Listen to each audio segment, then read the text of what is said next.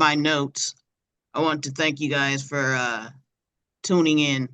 Um, it's an important subject, especially how germane it is to the political fabric of what's going on now in our country and probably in other countries. And I wanted to to draw some kind of um, correlation to the past and how it is really prevalent today. And when we were talking about when Black Americans were on the plantation, um, Black hair care was a subculture. And a subculture, and what I mean by it had not become into the fabric of what we know today. It wasn't an industry. It was just a way for us to make money. But our plantation beauty started with doing Europeans' hair. It did not start with us doing our own. And that did not come later until, ironically, after Juneteenth, um, which is, kind of, it makes sense, right? And so plantation beauty is basically our finding our way from the plantation, trying to make a living, and all the things that we experienced in doing livestock and Europeans' hair, and trying to make a living and making businesses and servicing our own people. And so plantation beauty, just to be clear, is about all of the wonderful things that we brought from the continent of Africa, regardless if we were from Ivory Coast, the Gambia, Senegal, Ghana. It didn't make a difference. When we landed in Jamestown, from Jamestown all the way to 1619 into present day, plantation beauty has its roots in our commerce in doing exactly what we do in beauty school today. As Ladosha can tell you, in beauty school, we do mostly white clients.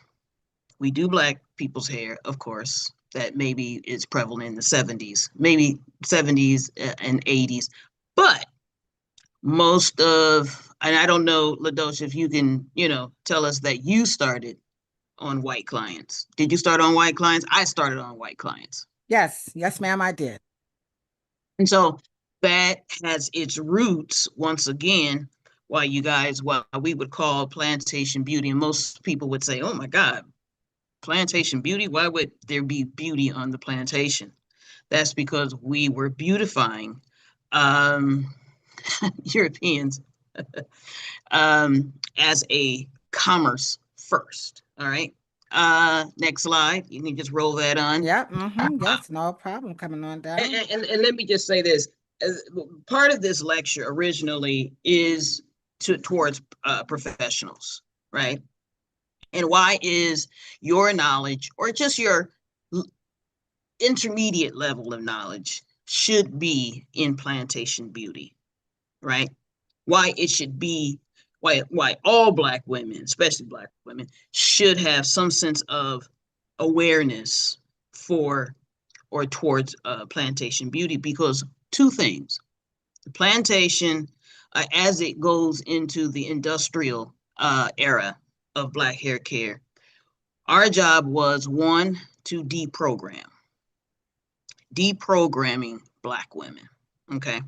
And then of course, reprogramming Black women to get them into the job market, get them into careers, get them into medicine, law, whatever endeavor they would eventually go to.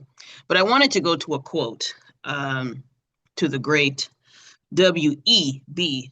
Du Bois. And it reads, "It is a particular sensation. This Peculiar. I'm sorry. It's a peculiar. Hey, yeah, I'm sorry. What did I say? Particular. Oh, it's a peculiar sensation. Thank you.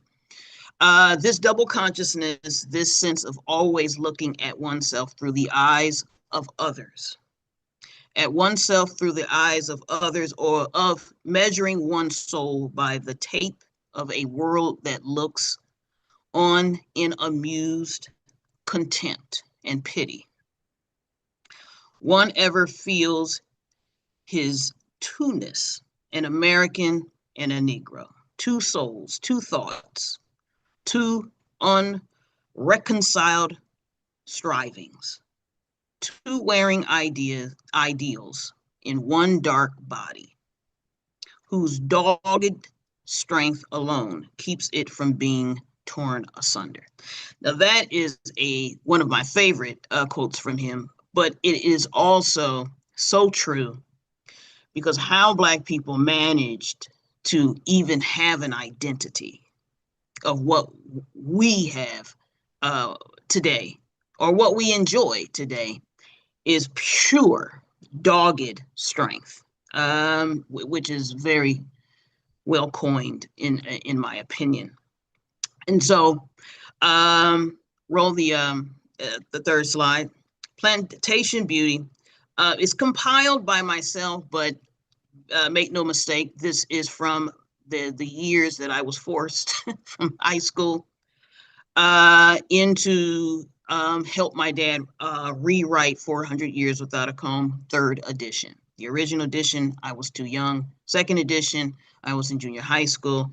But the last edition, which is 1990, as you guys see there, is I did help his assistance in all of the research papers to make sure that the precise and accurate, as much as we could be, in giving you guys this this information. Next slide. And can I just take a few moments out to welcome everybody Go. to our lecture? And again, it's brought to you by the Reverence Design Team Hair Salon. And to those of you who are not all that familiar with Cheryl Morrow, she just gave you a little mini sentence about herself, but I'm just going to add a little bit more, that she is also, not only is she the heiress to the California Curl Empire, but she is also the editor-in-chief of the Esteemed Monitor News. She's also an author. She is a cosmetic trichologist. And to those of us in the barber and beauty industry, she is a policy advocate traveling across the United States to help ensure that we're getting some of the information that we are getting today. During this lecture, we are going to go through it, and we're going to take some questions at the end. But if it's pressing, go ahead on and hit the button if you are here in the Zoom link. And also, if you are live, if you are live with us on any of the other platforms, drop your question in the link, and we can also take them from there. But just grab I got my little hot dog, and I got my chips, and it's Sunday, so I got a little drink. So get your drinks and get ready because this is a lecture that you guys are just truly going to enjoy. So sure, we want to thank you again for part two. Was me just giving an overview, by the way. So now she's going to go more into detail of Plantation Beauty. So Cheryl, thank you again, and let's take it away. Thank you. Yeah.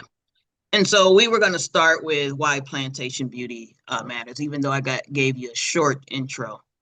But we always talk about ourselves, our industry, the things that we do, and just the historical, the historical context. And this is this presentation is just to maybe clear some of those things up, how things started, why they started, how they are aching today's language. Why are some of the things even in our language today, right? How, and these, clearing up these things are so important because it allows us to be compassionate towards each other. It allows room for us to make changes and where we need to make the changes, right? And so even though our beauty started quite grotesque, it's not a good story, maybe a good start, but that middle passage, I stand corrected, passage, I want to make sure I say that right. That middle passage is not just left to for us to guess about it or for us to make it up as we go. But we do know that that particular bondage, that kind of forging ahead and making a new life in the Western world. Um, but I want to make sure that we also have underneath us an understanding that before African Black Americans became second, third, fourth generation, Europe had thousands of years when they adored Black features, Blackness. Okay. That is one of the reasons why there are dark-skinned African American people in the Western world. You're not here, you're here for your genius. You were brought here for the things that you know, the education and information you had about grooming, eating, farming, math, science. Okay, let's just be very clear about that. You just weren't here for just pure labor. Okay, and so your knowledge of chemistry, biology, botany, metallurgy, very important. Okay, and so I wanted to make sure that the Plantation Beauty is not a story or not a presentation, or not information just to talk about the negatives. Okay. And so your job in the Western world was to make sense and to create a beautiful life and to allow life to be understood in all of those facets that I just mentioned. And so the first paragraph, and let's just say, for example, before shampoos, there were urine and ammonia, pot liquors, fermented vinegars, and lye soap, which we will go through in the other slides. But before combs, there were your fingers, there were eating implements, okay? And any other subsequent thing that we could use that allowed our creativity to really shine through. Because, of course, there were nothing in European lifestyles that could grant us any type of beautification process that really was aligned with our texture, so to speak, or the general texture. Because I want you to understand that there were many textures that came on that shit, not just 4C. Okay. Very Next slide. Yeah.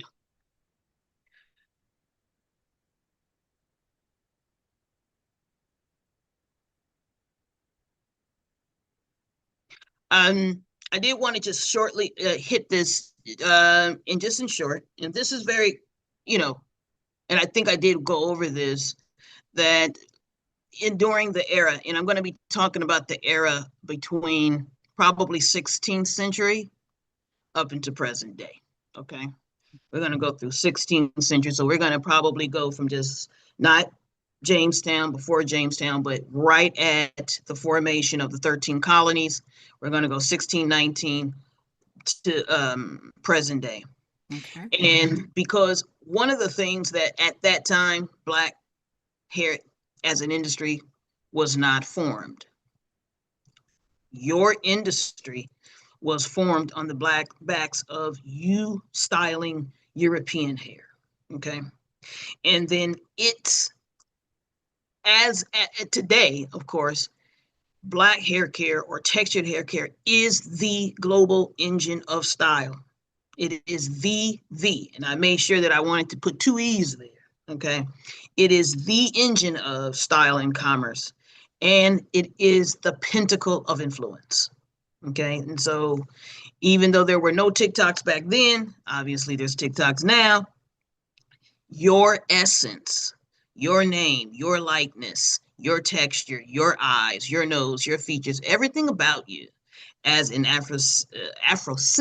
descending human being has been packaged, monetized, commercialized, and commoditized in every way for the last 300 years.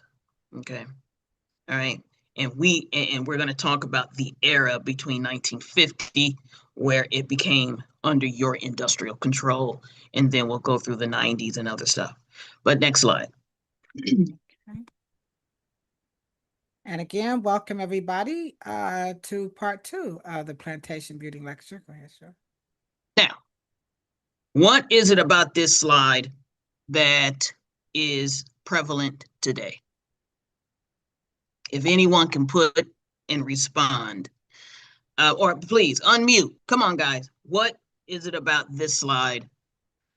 All right. She says, feel free to unmute your mics and let's get active and let's get involved.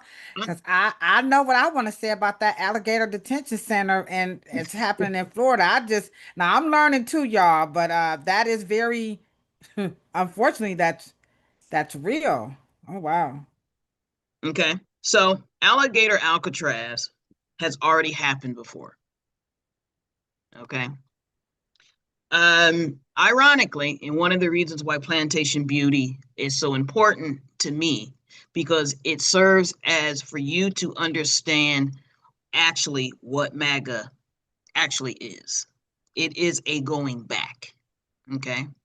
And so Alligator Bait, Florida, just happens to be a lot of irony, don't you think? Because pickaninnies, okay, were used to bait alligators. And because of that bait, then they begin to industrialize alligator skin, shoes, belts. And they use Black children to be able as alligator bait. That's how important Plantation Beauty is. And let me just say this, and I want to make sure that the reason why you guys think that when I use the word beauty, that I mean always makeup and hair. Beauty, or the beauty of something, means that it becomes clear in your mind and now your eyes are wide open. That is what beauty is. That you now see things clearly. Okay.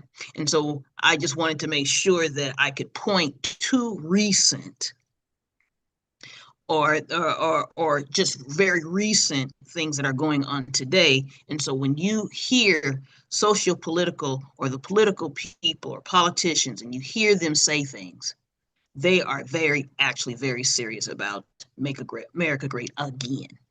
Because the again is so important for Black people, especially in hair care, to know that an again has happened before. When they say again, when they say the word again, they mean that something has happened before and they want to go back to it. And these are postcards that were sold. And so once again, the commoditization of something happening to you still makes other people money. So these were postcards by companies that you still buy things from today, like Hallmark. And other companies that have made money. And so when you read a postcard, honey, come down, we're waiting for you in Florida. Wow. That is a postcard. And so it was just ironic how the plantation is quite prevalent today. They are very serious about going back. Next slide.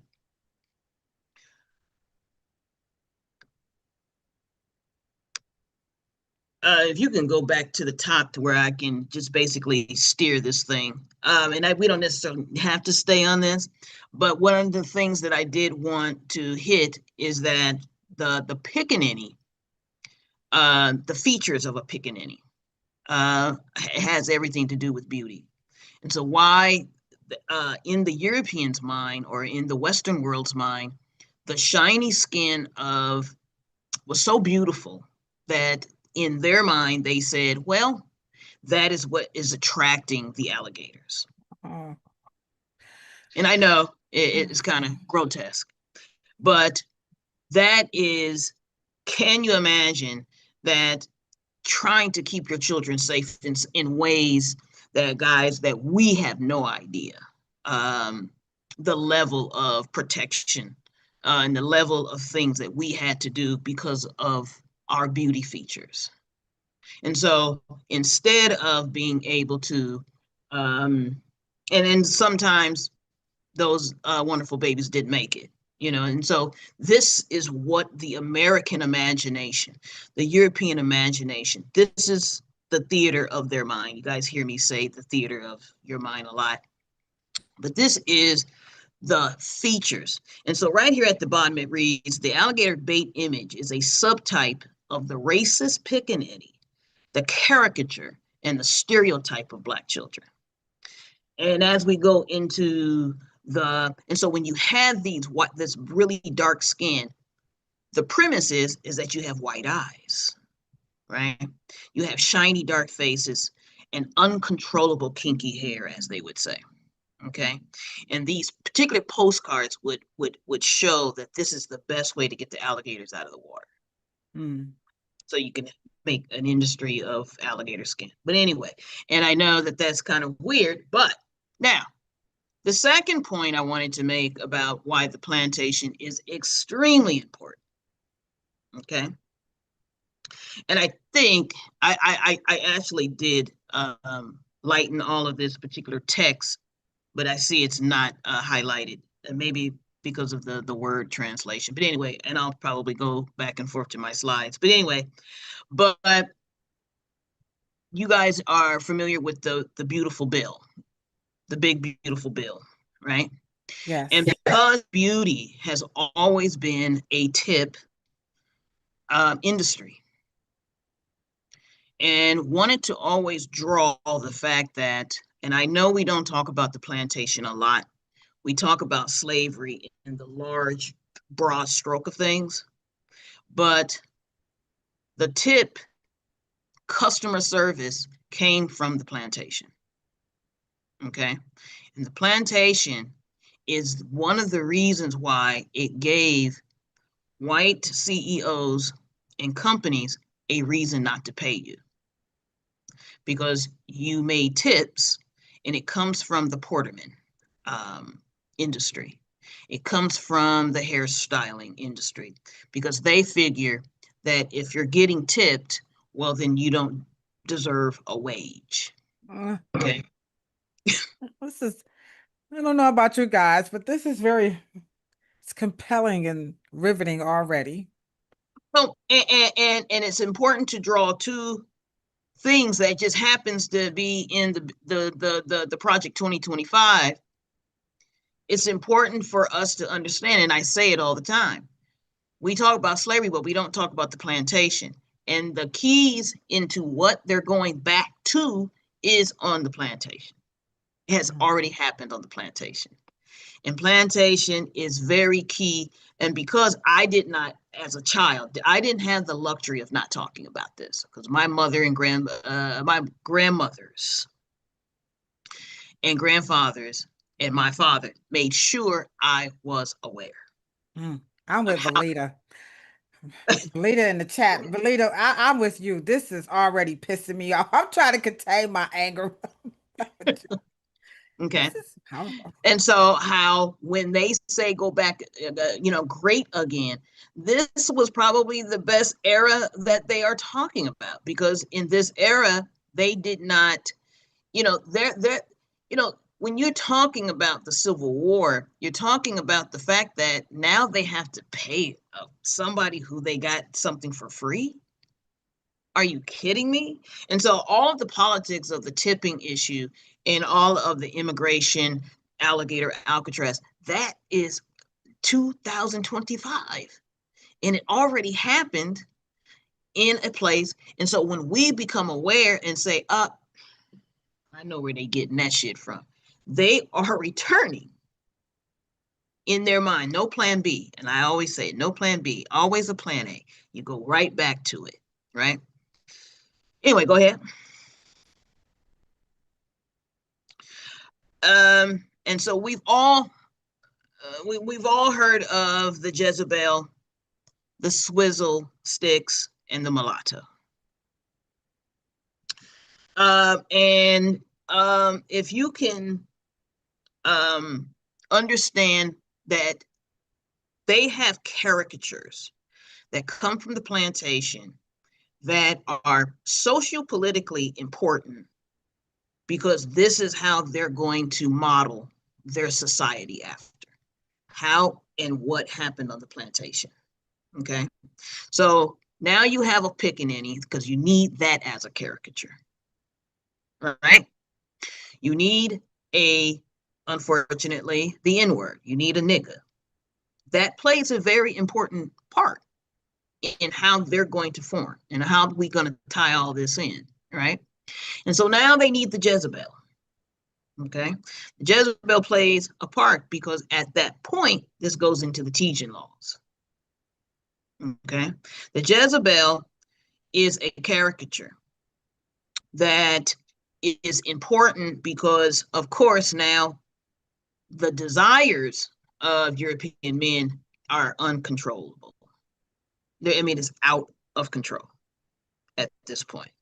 And so this is how the dark-skinned woman began to dislike the light-skinned woman. Mm-hmm. This is where we're now going to get the issues of light-skinned Black people versus darker-skinned Black people. It all goes towards the plantation. But I want you to go right back down just a bit. I want you now, you see that slogan right there?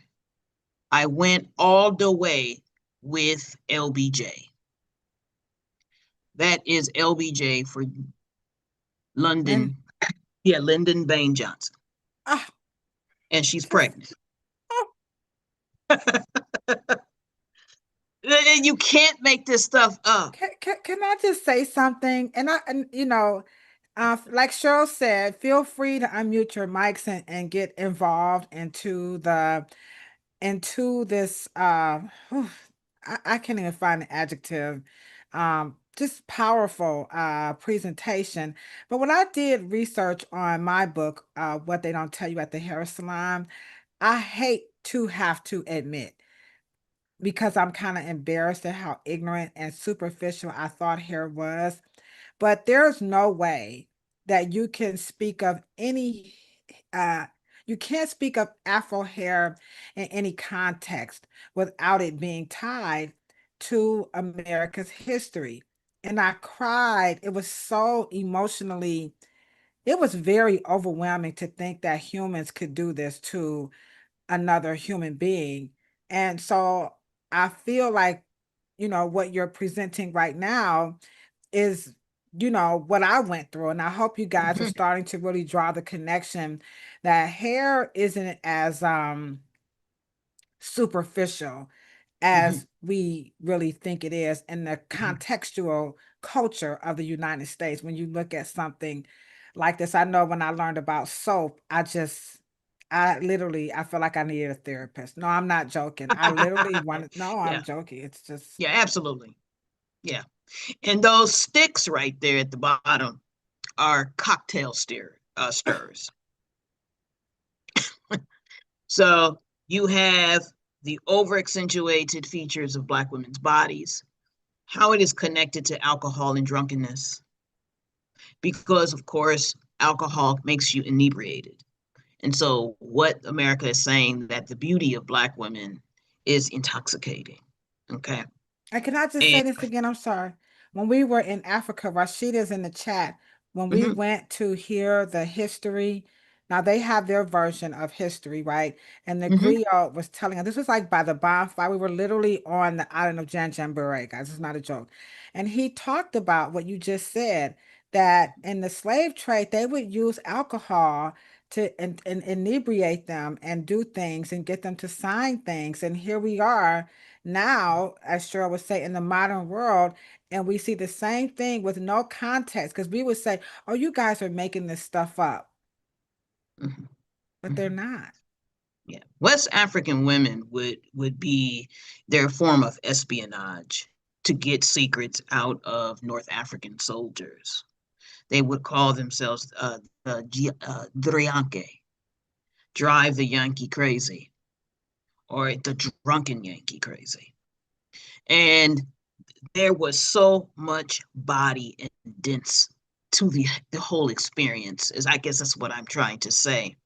And so when we talk about our experience in this country, this presentation is to give us a lot of compassion for each other, a lot of allowances, because the how W.E.B. Du Bois would explain a dogged strength. I mean, just pure how we even survived it is just completely, to me, a pure genius. And so in Sue Jewell, which is an author who deals with this kind of thing, and, of course, with Tamira Lomax.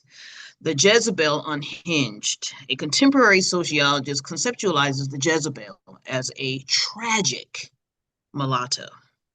Thin lips, long straight hair, slender nose, thin figure, and fair complexion.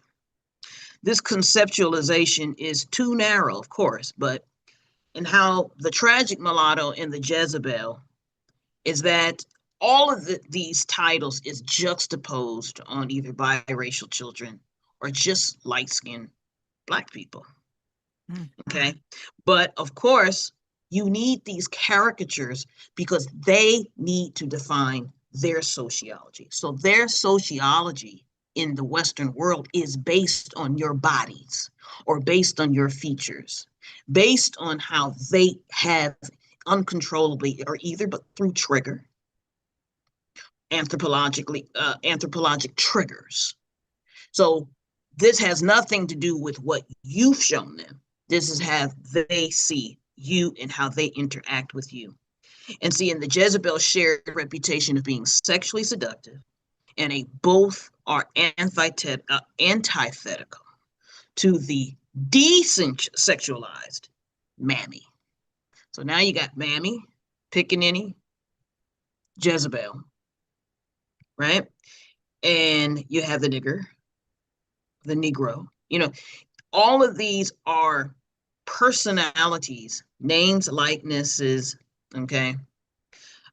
This gives them the license to treat you a certain way. So you are helping them build their world view on how fair-complected Black women were sexually objectified by the larger American society.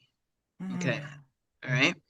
And so tone, complexion, a spectrum of tones are even now your spectrum. Okay, you go over there. Your spectrum, you go over here. And this begins to define what we call class. You can go ahead. I need a drink. I'm sorry, y'all. Oh, drink. Belito. You guys with me? You guys Are you with guys? me? Are you guys want to hit that thumbs up? Let us know you guys are rocking it out with us. The Plantation Beauty has an ecosystem. Okay, they y'all with us? Okay. Yeah, they saying yeah. They're All like right. yeah. And like I said, to understand the true origins of North American beauty, you guys have got to see yourselves as very integral part of the narratives and how everybody's going to talk about you now.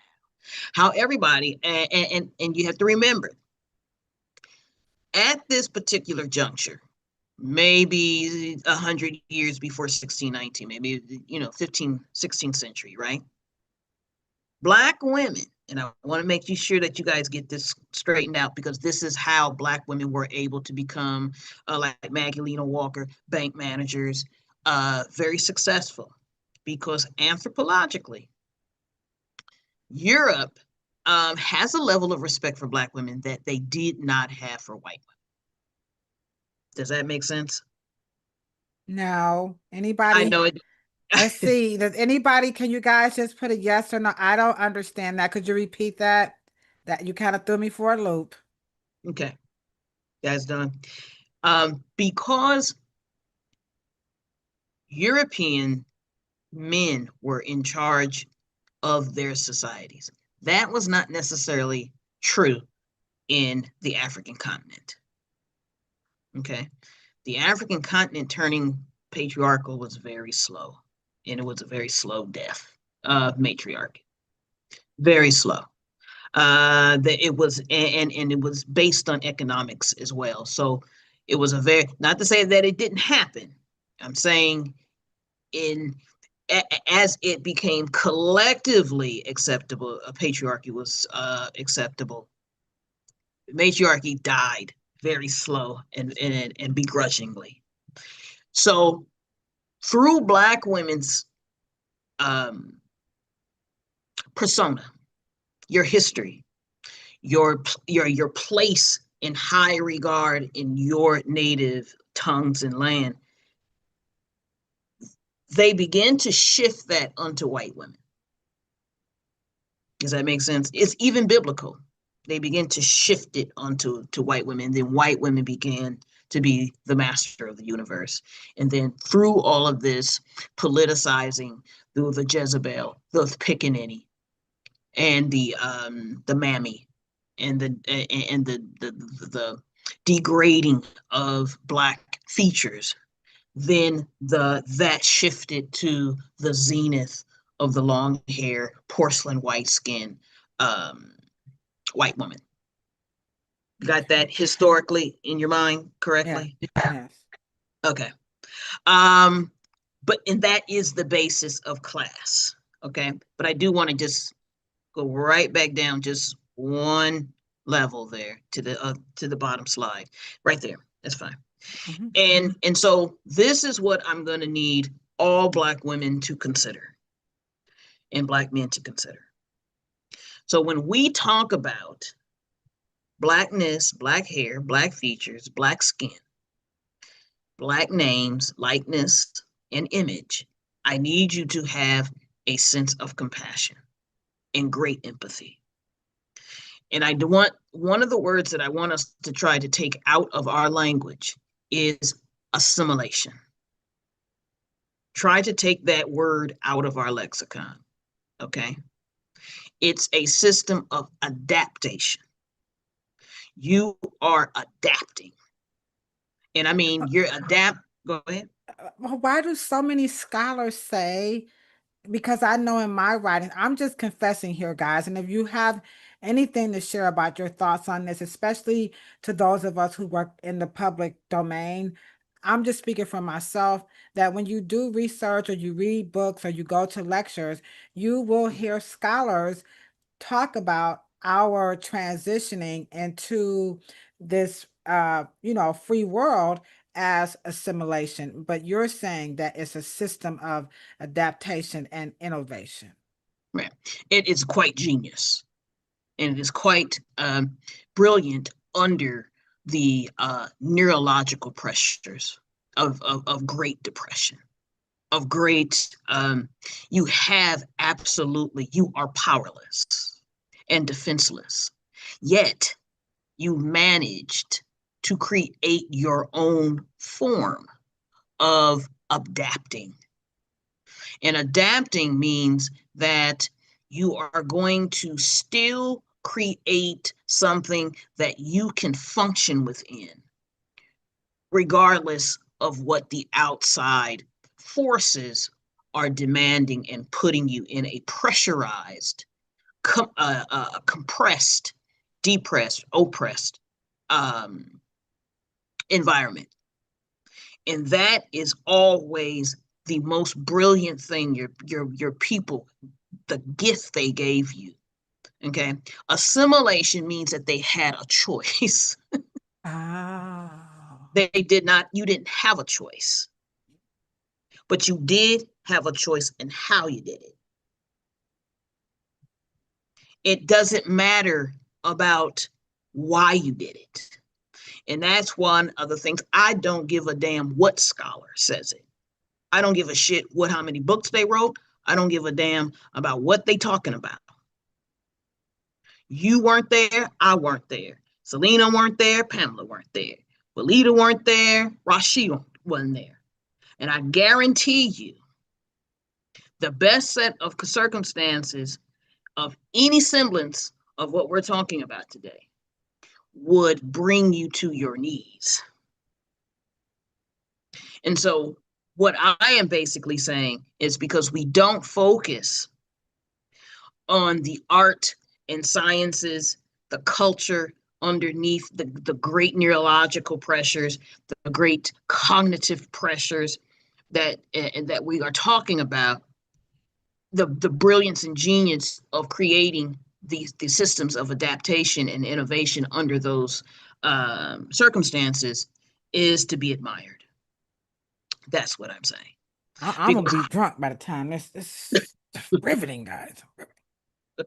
okay, and look at those three faces.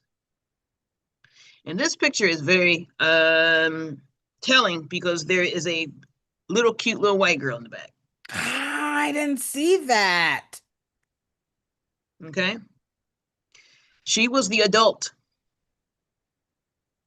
And I want you guys to think about that. She was the adult.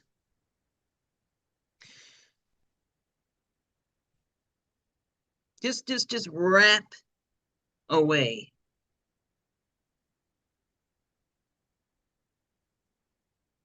Okay.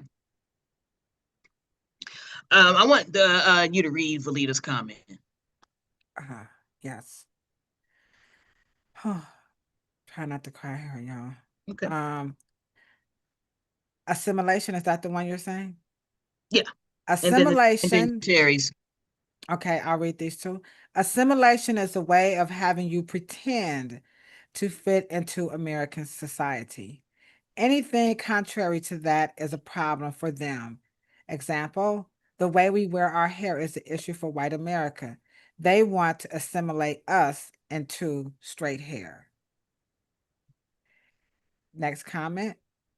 It is the introduction of a white deity, making people believe that God is white and he chose a white woman to have a baby with. The psyche to believe that God prefers white. Okay. And let me just say this, and I'm because with I'm trying. Rashida. That it did. I'm trying not to cry online, but it made me, yeah. I'm with you, Rashida. Ooh. I want you guys to understand that I am not one of those educators that's going to allow us to conflate, because conflation is extremely damaging to our cognitive ability to really understand each other. Okay. And iconography, iconology is a different subject. And so when you talk about the image of God and you talk about the images in religion, they don't belong in this conversation because it's iconography and iconoclast. The iconoclast is not what we're talking about, and I don't necessarily want to get into it, and we could at the end if you guys ask a question. Okay. But I want to make sure it is out of context to want us to see God as white, which is a whole nother conversation, because we're talking about the painstaking no choice and then us adapting because we're here. That's what we're talking about now. And we can talk about the other part later. Okay. Because it's so important that, Yeah. and here, once again, I want us to be able to, Plantation Beauty is a conversation for us to understand us in a compassionate way, if that really makes sense. And I know that you guys have your emotions and your feelings about it, but if we can stay contextual and in context, it will help us process it better so we can know where we are and where we must go. Mm-hmm. Does that make sense? Okay. Mm-hmm. And I know we talk about the plantation just for the sake of plantation, but the plantation is a concentration camp. That's exactly what they are doing today. It is a concentration camp. Okay. Not just a workplace. The plantation employs strict surveillance. And I use the word surveillance because you're constantly watched. And that's that little girl right there. She's your boss, and she's the boss. She is the adult. Now, what do you think ancient Black women are now being policed by little white girls? Just think about that in your mind. What great earthly, historically, ancestrally, scientifically, biologically, in every sense of the word, what a demotion. That is such a demotion of just your cosmic place in the world. You are tens of thousands of years older, just ancient as a people, and you're put in a concentration camp to where you are led by a little girl that can't even speak, that can't reason. Okay, and so that is what we're talking about, and that is what created what I call social hierarchies. Okay, based on proximity to privilege, directed to a group called white people, not European people, white people, according to gender, age, and obedience. It dictated who could wash, when, what, why, turning even hygiene into a weapon of power. And just think about that. Your hygiene is directed. It is put last. And then, of course, one of the reasons we even talk about self-care today. We talk about it as if it's so freaking brand new, because that is what the social hierarchy is about. Okay. Next slide. But this place where they're at, right there in this photograph, you see those faces. You're talking about numbness. You're talking about a neurological collapse. You're talking about no capacity for anything.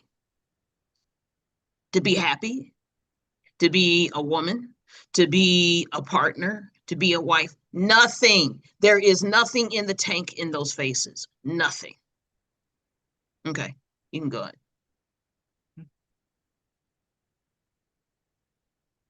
Okay, this is important. Very, very, very important. Okay. And I want you to read that if you can, Ladosha. Just read it. Yes, let me come back up just a little bit.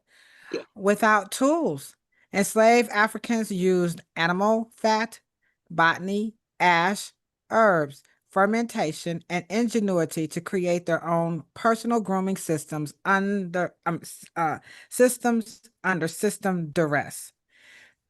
Without tools, enslaved Africans used. Okay, again, it's the same sentence. Black slaves presenting a white girl for inspection.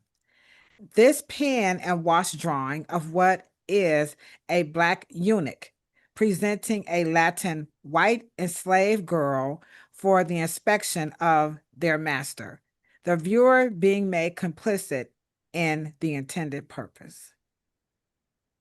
Now, I just told you that our beauty industry started with us delousing, cleansing, sanitizing, sterilizing, and making white women presentable. But I want to make one thing clear and how important the plantation was. Look at the young man. Go back down, put the young man fully, okay. Because this is from one of my favorite Greenwich in London collections. Enoch. Where is that word from?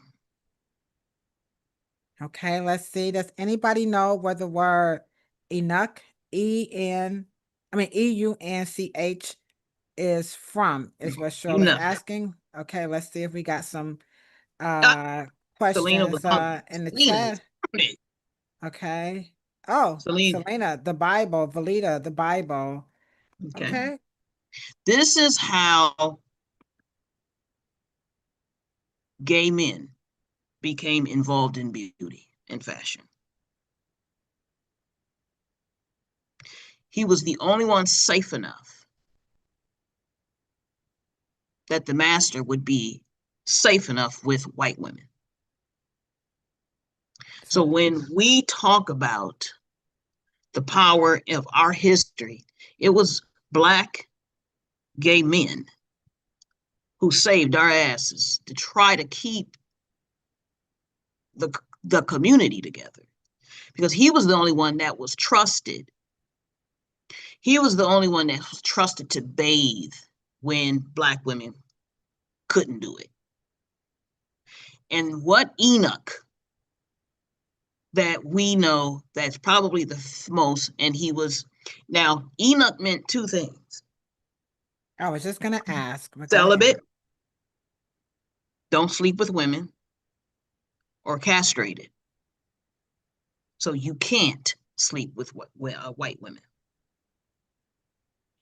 But it just goes to show you historically how gay men begin to be connected with hair care and beauty. There's always a trajectory and a story of why. You can see it in this particular picture. And it's important to describe this picture in London in the museum, because that is the basis of how they built their social systems. That character, a Black gay man, is important of how, because they weren't seen as predators. Okay. And so now you can see the drama, how that begins to be placed in American society. But what is our most famous eunuch? Anybody? What? Next slide. Yeah. Okay. What is our next most famous eunuch? Okay.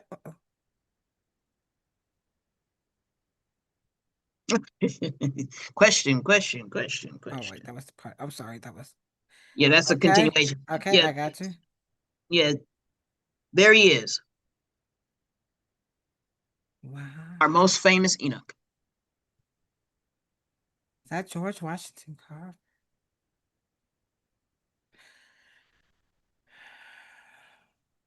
This is. Castration occurred because Moses and his wife Susan decided after the Civil War ended to raise Carver and his brother James with two of their own children. It was common practice for white plantation owners to castrate young Black men who had a physical presence in the mansion so that they would not have the ability to engage in sexual relations with the wives and daughters of the master. I never knew that. I have never heard that about. And so the plantation, once again, becomes an important institution in terms of how the society we're getting ready to interact with. Everything's based on us. Everything they do is based on, because they don't have one of their own. Okay? It doesn't matter if it's horrible to you. It doesn't matter if it's horrible for you. It doesn't matter if it's horrible for you to experience. It doesn't make a difference if it's terror. It doesn't mean that if it's completely a haunted existence. They need to base their order and society in hierarchies and systems and belief systems and social constructs around your Blackness. Okay.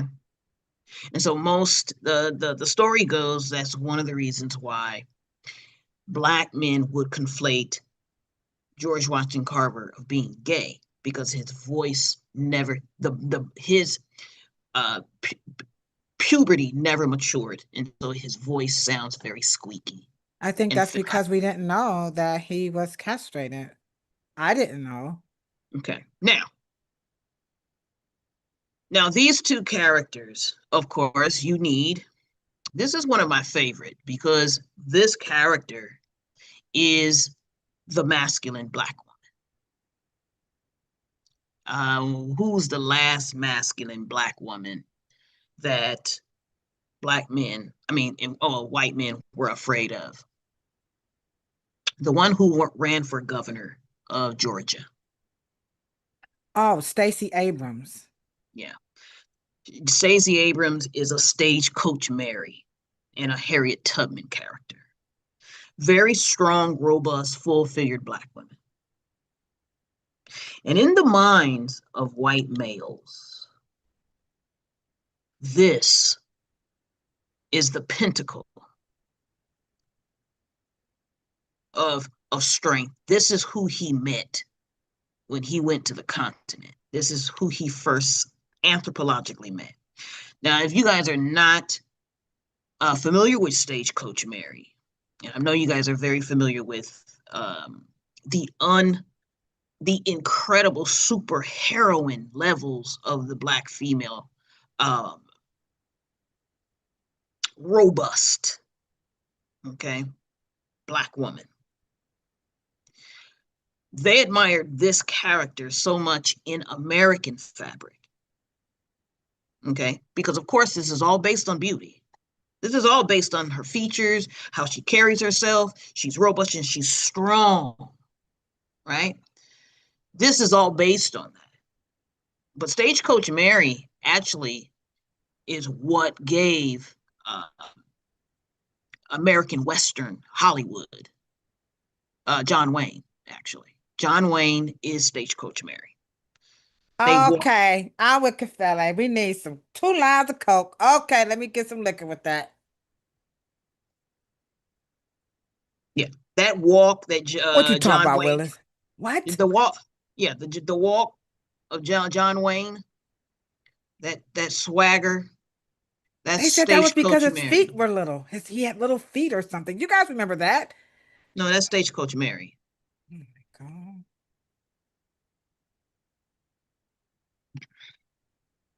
He loved Stagecoach Mary. That's where we get rain, sleet, or snow, baby. She gonna deliver the mail. And you not taking the mail, as you can see, because she was quite the shot. She was a gun-toting, heavy-toting, no-nonsense, toting Black woman. And you can Google everything I'm talking about. I'm not making this up. Don't cook it up. I know you. I know. I know. You can't make it up, but you can look it up.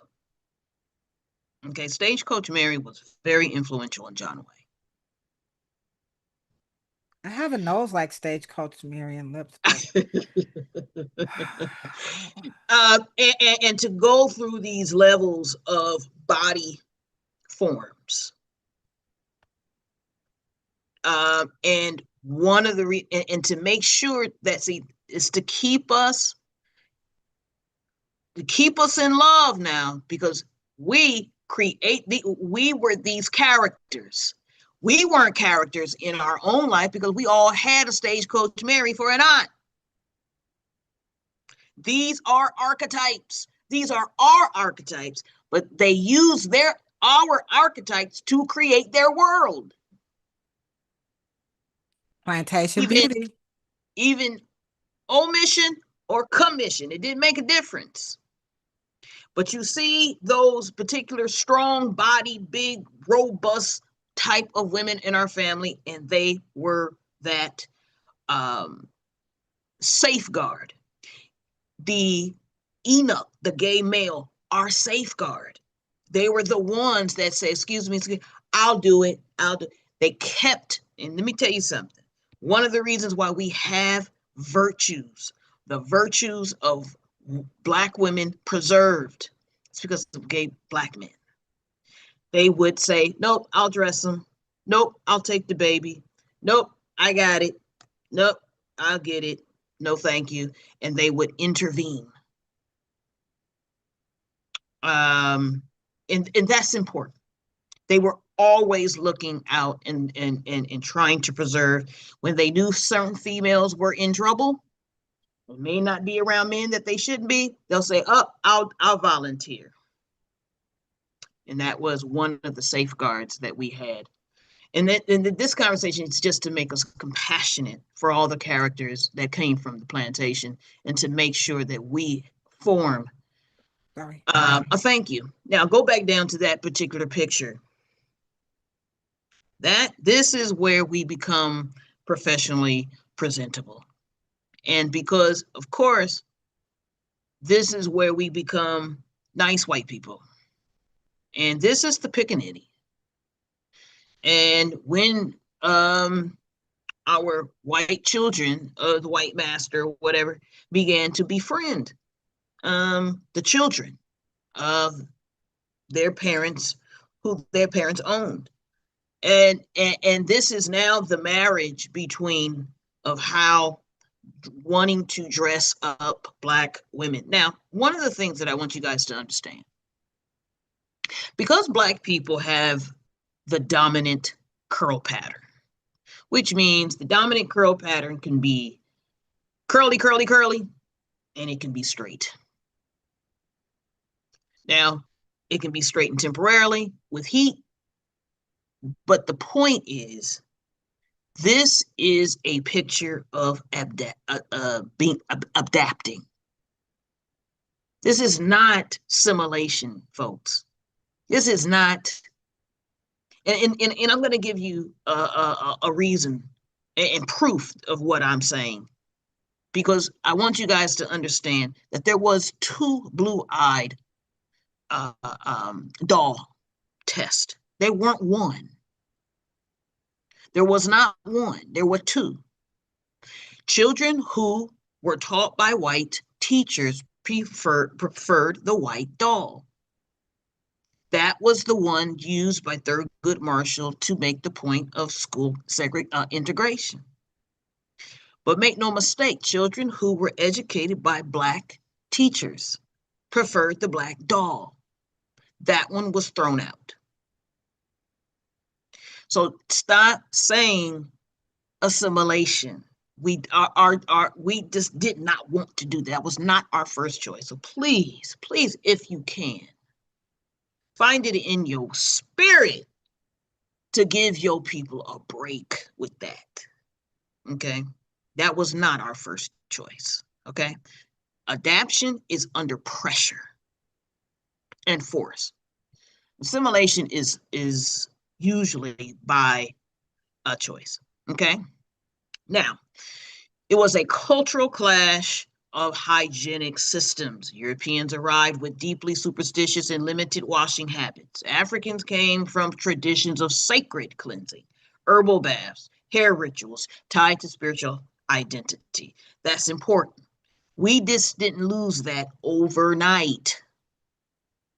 It didn't happen just because you landed in the Western world. It was a process of generations. And somehow it managed to still be with us today. Okay. Now, good. You're going. I can. Okay. Yeah, I'm just helping you because I'm watching the time, just making sure.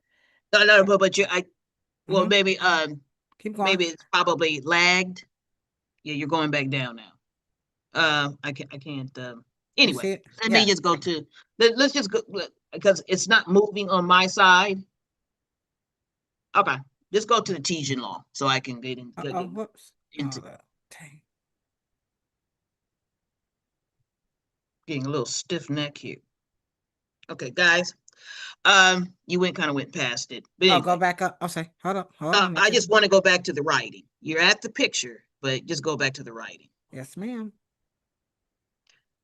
Thank you. Right here? Okay. There you go. Okay. And this is where we're going to start myth busting. Okay. And I hope you guys can completely understand that we're going to get back into what I was saying about Selena and Valita. This is how we're going to get into context. Okay.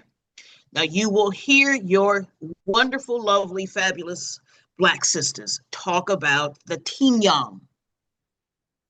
The N-O-N is a Y-O-O sound. Young. Qi-young. Okay, law. Understanding the Ting Yang law is not about hair. Okay. I know it says covering the hair, but it's not about hair. Okay. Before the Ting Yang, there was what we call sumptuary laws. Okay. Sumptuary laws, that controlled what you could do, when you can do it, how you can do it. It was more of a policing, not so much that they focused on the hair. Okay. It's about social rank, social merit, where you fit in on the pecking order of privilege and opportunity as you can mobilize. Mobilize means movement, right? Okay. Whether you are to be visible, and then when you are visible, how people should see you as either poor or rich. Just to make sure that you guys are clear on that. The Ting Yang law is not about hair. It is about class and power. Go ahead, Ladosha. Yes, ma'am. Now, the woman on the left is not Ting Yang. The woman on the right is T Yang. The woman on the right, on the left, is not. Don't conflate those two movements. They are not the same. The woman on the left is a field slave, owned. The woman on the right could be freed. But she also, what she's dressed in is traditional Senegambian Serer Wolof clothing. She happens to be a mulatto, what we call a tragic mulatto. Okay? Those are not the two same things. The one on the right is a subjugated, that's a uniform of slavery in plantation and concentration camp. That just happens to be the uniform. They don't care. Just take care of the livestock, take care of, the Mrs. That is a concentration plantation clothing uniform. Also, is it that the tignon is up high, whereas the head scarf is down low? No, that's a head tie rag. Don't care what it is. Just get one off the side of the road. Don't have that shit. Ain't got nothing to do. I mean, like it had no style. Unlike the tignon, definitely seems like they literally styled that up. The like one that. on the one on the left, that's survival. Mm-hmm. The one on the right is culture. That is a culture that happened before. That belongs to West African culture. It just so happens that they told your ass to put your shit on.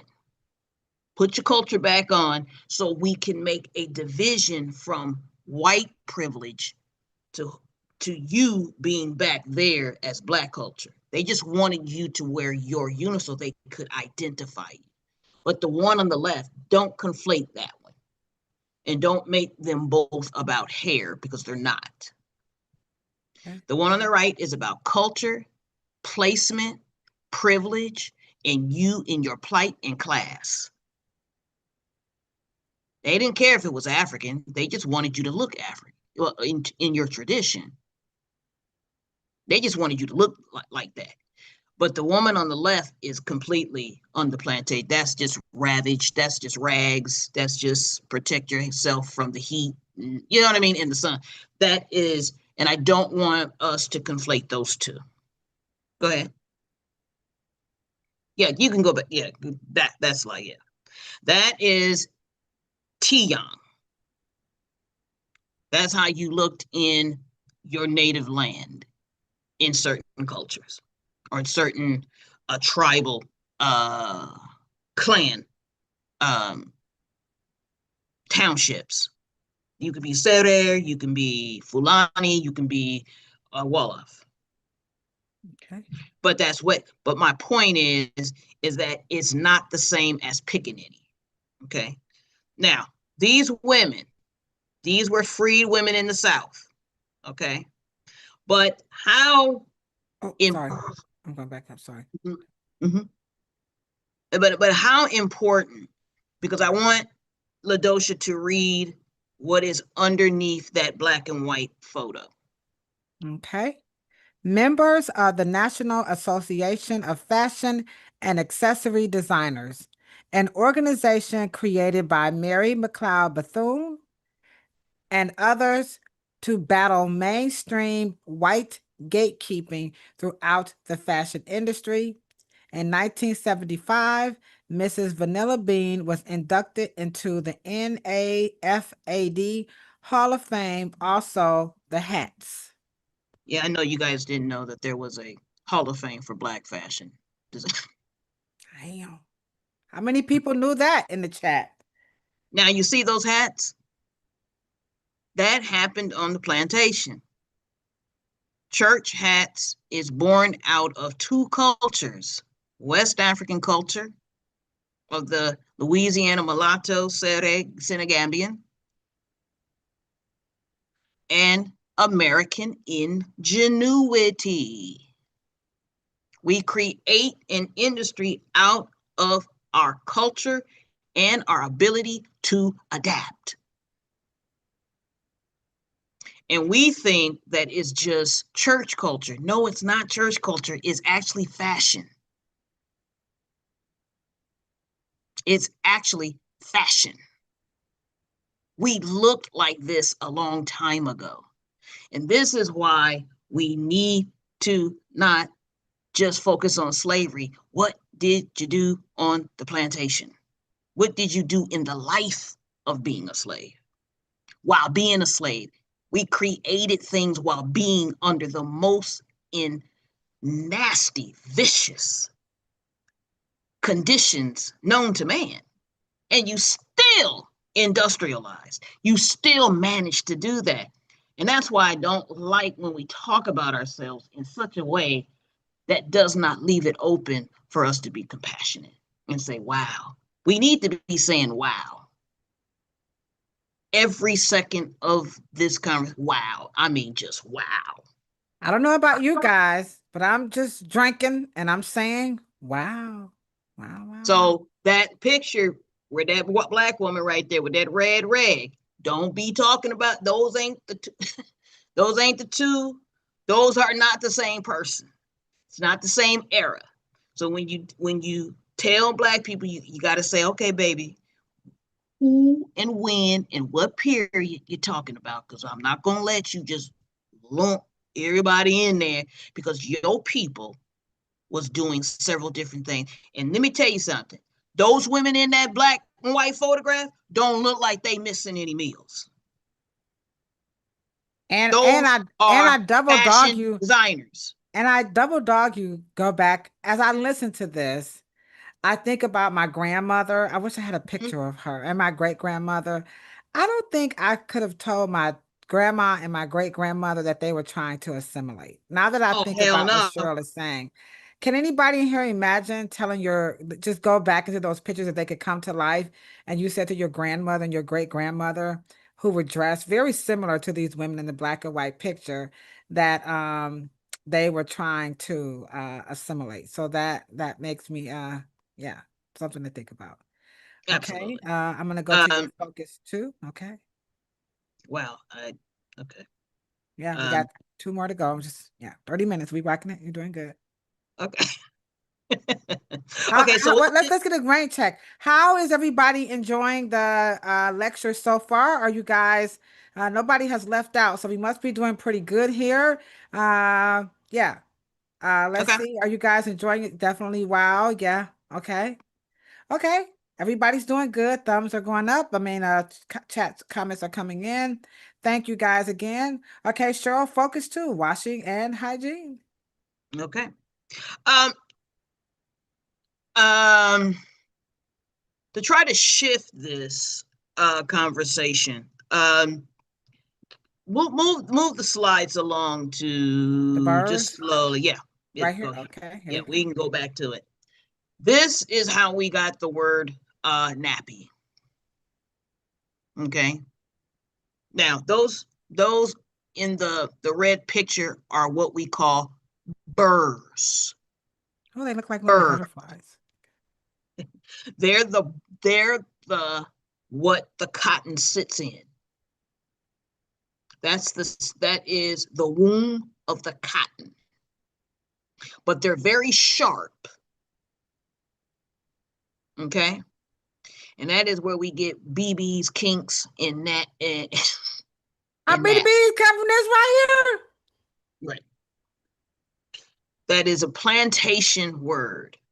The cotton was soft, but if you cut your hand on a little, on a burr, and birds would sometimes, the seeds would get caught up in the cotton.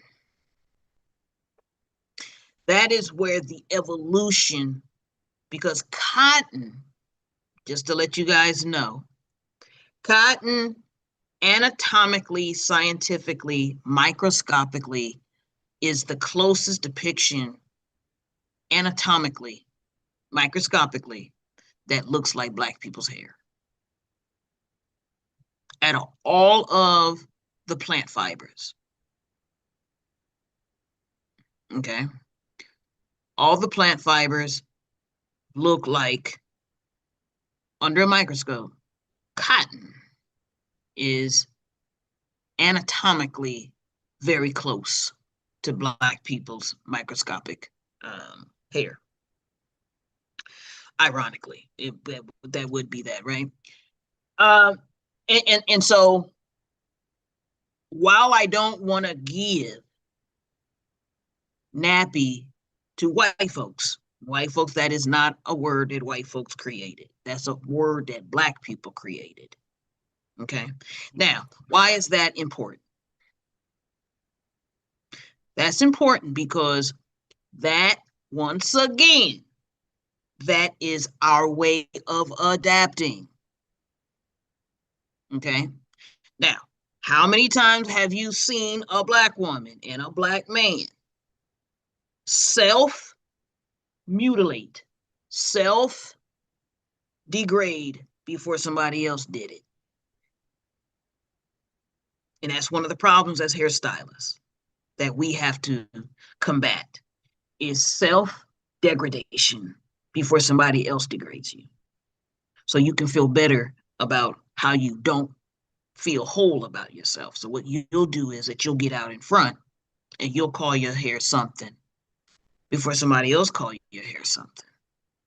And that is what being in concentration camps and plantations and jobs and energy of people who do not value you.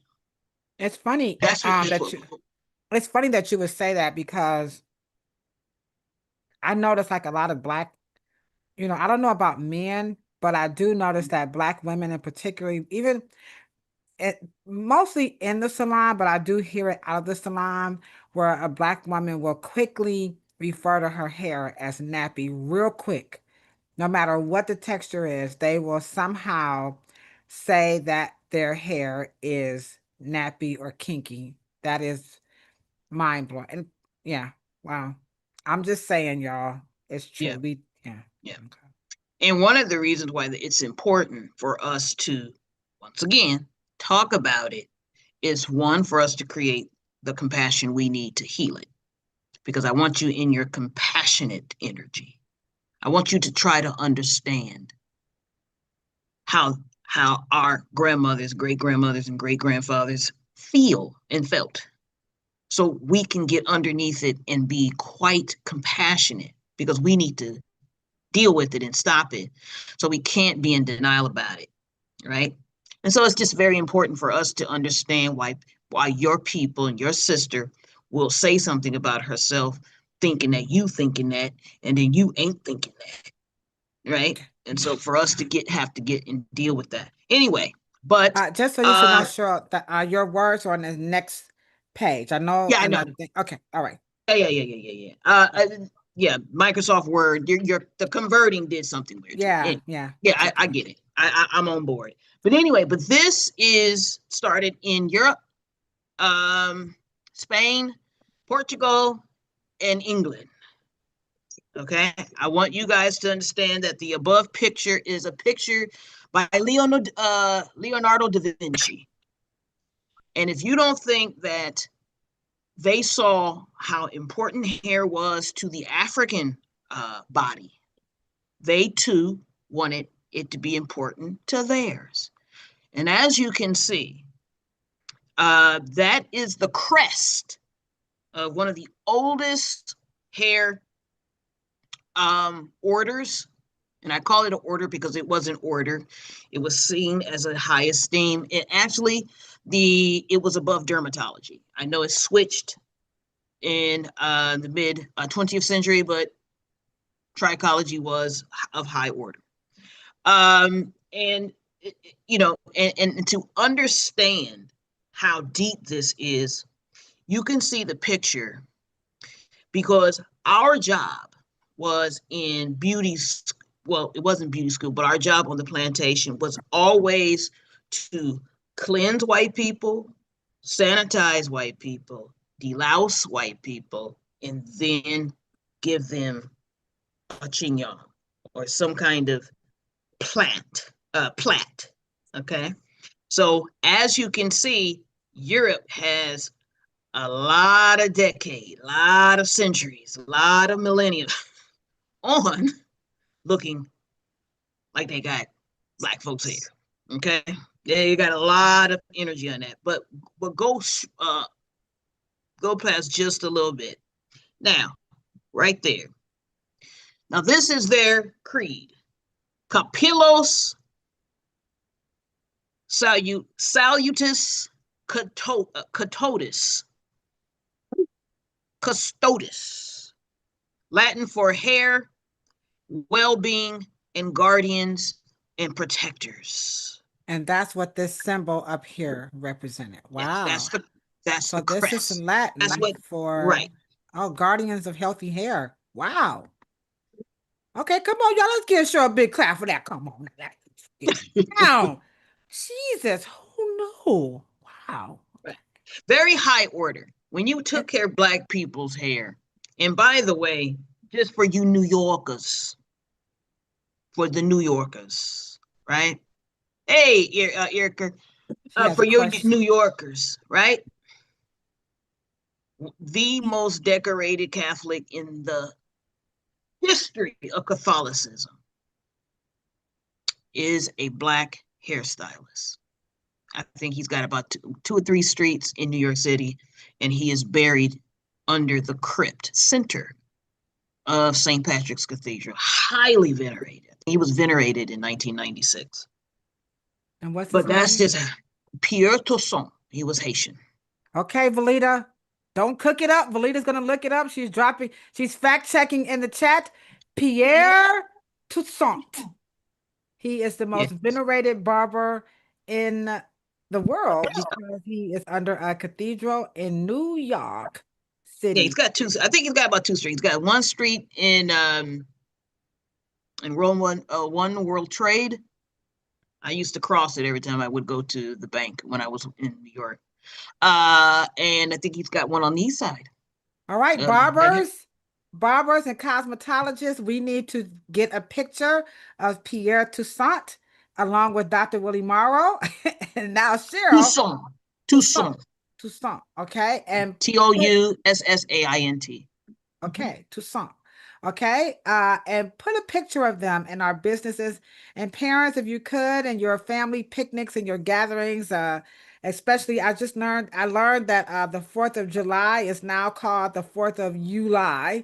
Okay, this is a good time to share that information about Pierre Toussaint, and then of course you can screenshot this image to know that it is Latin let me scroll down because Cheryl, you just, I don't know how you do it. It's Latin for hair, health, and well-being, and that translates into there was a symbol of the guardians of the healthy hair and and its well-being. Okay, so well, we're doing pretty good. Let me go back. Okay.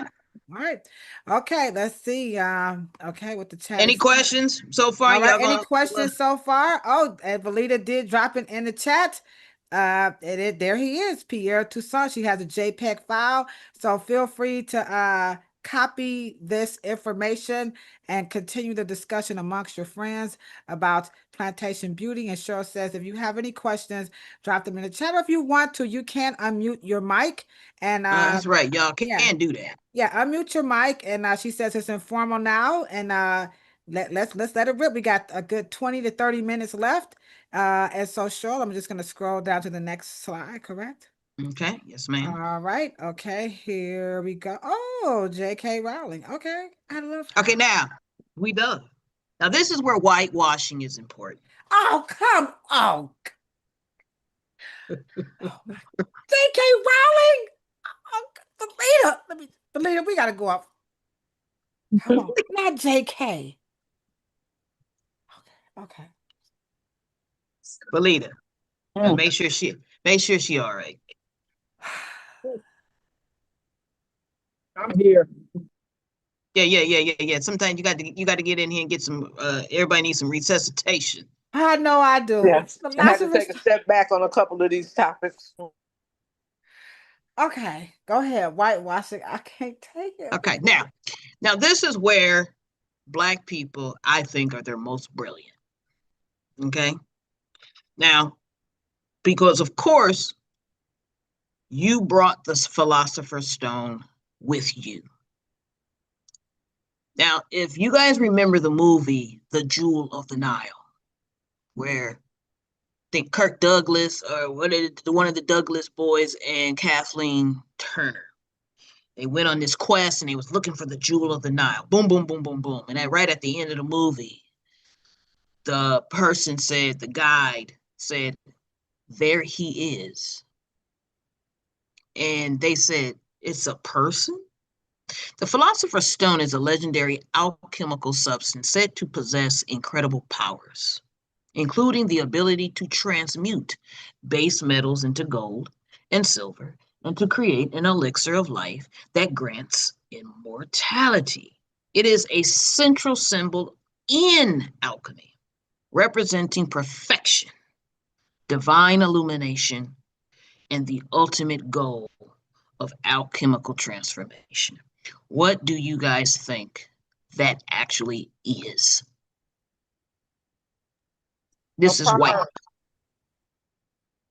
Not what? Which a perm. That's actually a very good guess. Actually. Next slide.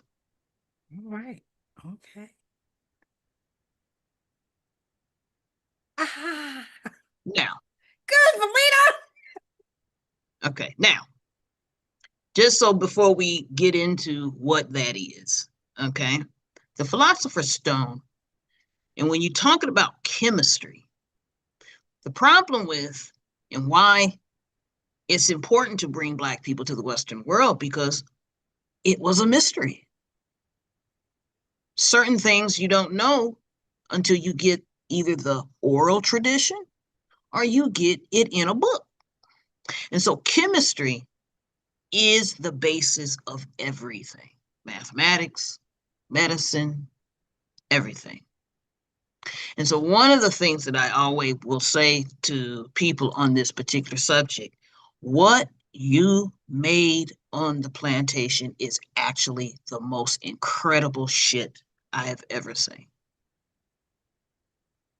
I've seen it over and over and over, but dark mystery is what chemistry means. And if it's in the dark, until you get to know it, that's what chemistry actually means. And these are one of our first philosopher's stones. Imhotep, philosopher's stone. And what most people don't, that's Peshet. P-S-H-E. Queen Hatshepsut? No, Peshet. No, Queen Hatshepsut was not, I just call her Queen Tut. She was not a doctor. We're talking about physicians. Okay. You're not going to see a lot of, because of patriarchy, you will not see Peshet. But there she is. She is a physician, architect, great grand brazier, grand master. She sits alongside of Imhotep. But she, yeah, make sure that you guys don't conflate them two. Now, Okay. these two pictures are what we call philosopher's stones. There was no universe because, of course, you can't say that George Washington Carver, you can't say they went they learned all that philosopher's stone, talking to plants, talking to metals, learning how to take 6 protons, 6 electrons, 6 neutrons, and how to take 2 of those electrons, take 2 of those protons to make and turn lead into gold. That information already was in their head. So when you're talking about being able to turn wine, make vinegar, make medicines, that is one of the main reasons your black ass was brought here. Because of the information you knew. Now, botany, scientific of plants, the real story of Dr. Dolittle, someone listening and hearing plants talk, those are your moonshiners. Those are your medical doctors. Those are your shamans. They were in the fields and treated like crap. Yet they were supposed to be telling everybody what to do. And so to still be able to give up the most incredible IP, intellectual property, still giving up the enzymes of their intelligence under still the bullwhip. Incredible. Just totally amazing to be able to still be a university, a fucking book, and be treated. I mean, it's just mind-blowing to be able to still produce some of that. And again, you're talking the dogged strength that W.E.B. Du Bois, which we recommend you all get his book.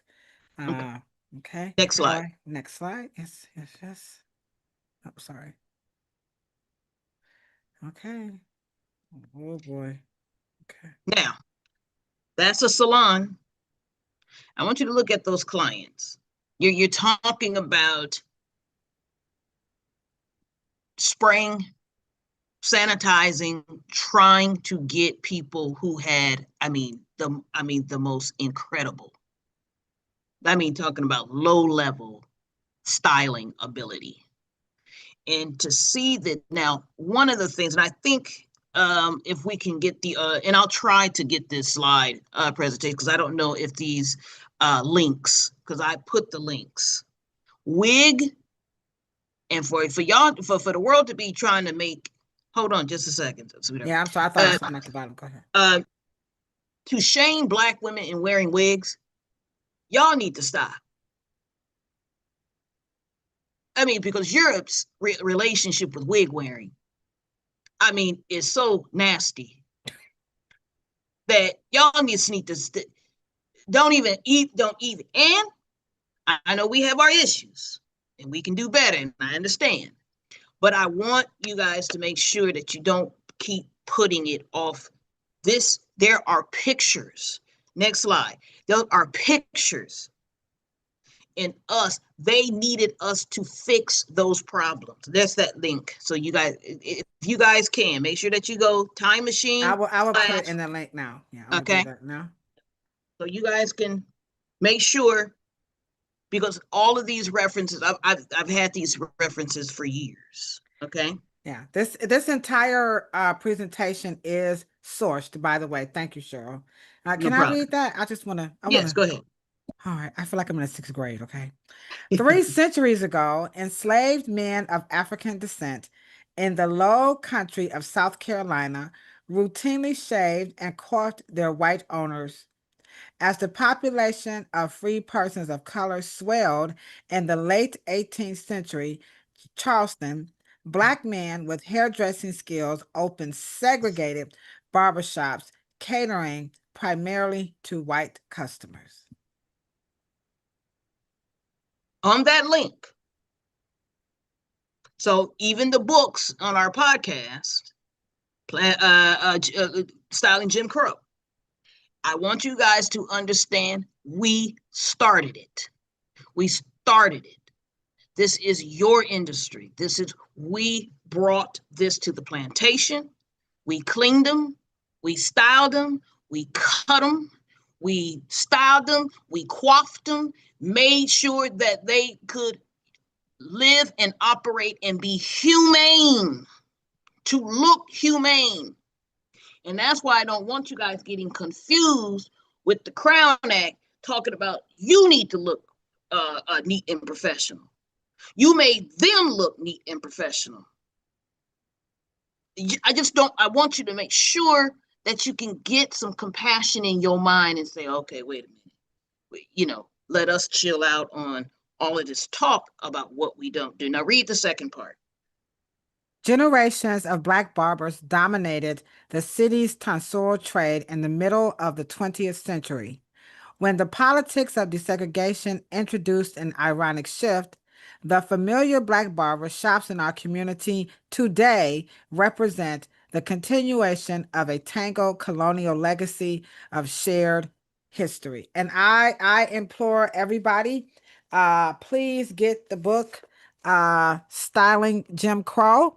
It does chronologize, if I'm saying that correctly, it gives you the chronology of how Black women actually wrote the training, the education. I think that's in the next slide. Yeah. Yes. Okay. Next slide. Mm-hmm. Okay.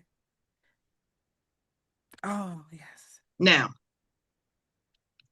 and because the words are not obviously aligned, but this is the graduation picture of our dear great Grand Brazier herself, Marjorie. This is her graduation picture, by the way. I am not telling that woman that she's trying to be white. Y'all can hang that up.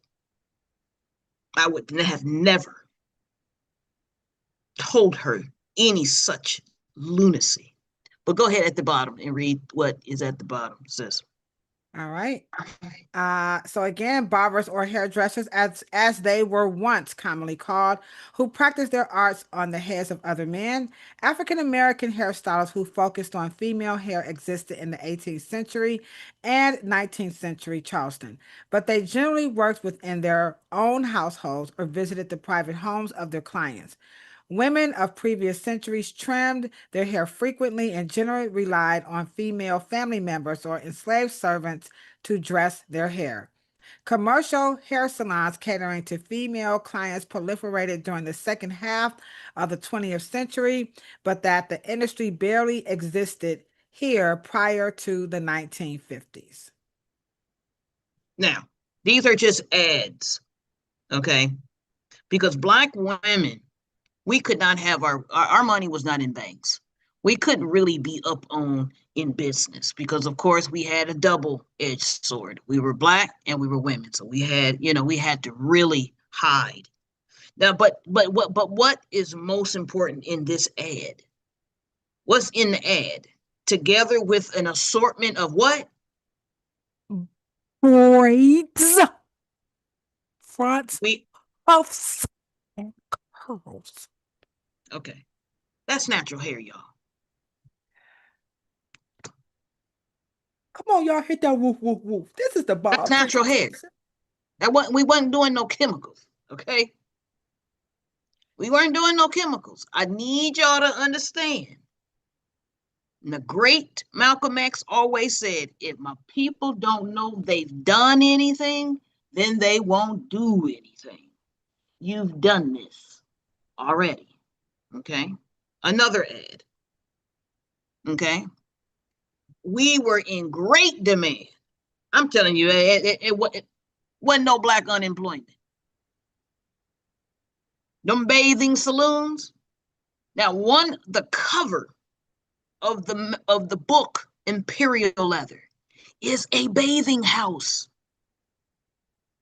And that's Black women, another book y'all need to get. I'll put it. The bathers were Black women. They would take those white women and just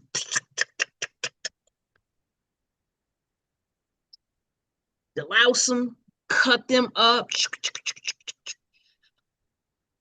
and make them look humane and appropriate. Spray them with because we were the Philosopher's Stone, had the perfume. Because at this time, their perfume industry, Coty, Revlon, all of these old Max Factor, all them old brands, and we got those sources too. Point is that we have to understand why this industry is so important to us. Can I just read the last part? Go ahead, sweet. I'm about to be petty, Franklin. Okay. No assistance kept, but those who are well experienced and able practitioners in the above art. And this is why we don't like to use the word what? Assistance. This is Black excellence. These are not words we should be using in our salon because they just said, but those who are well experienced and able practitioners in the above art. So we're not being highfalutin. We are in the spirit of our ancestors. We did this already. And I don't know if y'all understand the importance of hotels in this era. Hotels, you would go to get deloused, you would go get beautified, and they were called bathing houses. And Black women were highly skilled because we went from midwifery, cleansed the wound out, took the placenta out. We taught them how to make sure that to get their bodies and everything together after childbirth. Let me tell you something. Black women owned beauty from soup to nuts. Nursing, Rosemary Morgan, they salons, they always had nurses and everything in their salons. No crumbs left. What you say? No crumbs left. Okay, now, and we can use this time now to just roughly go through this right quick.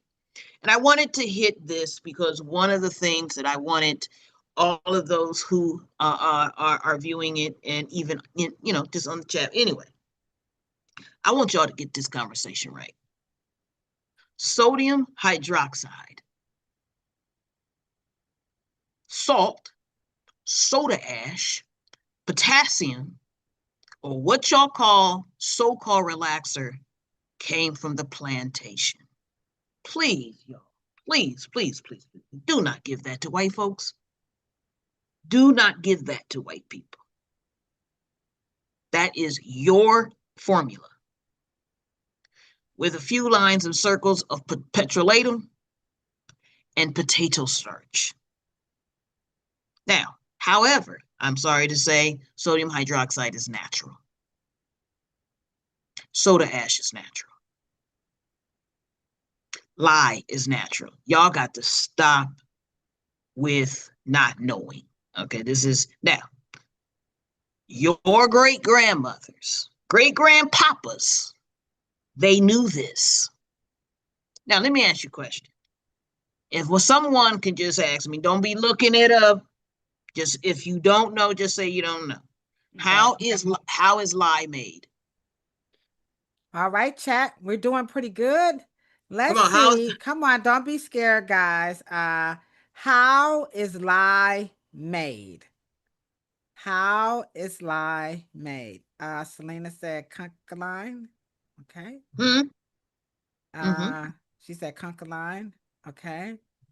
Erica says she doesn't know. I'm rocking with Valita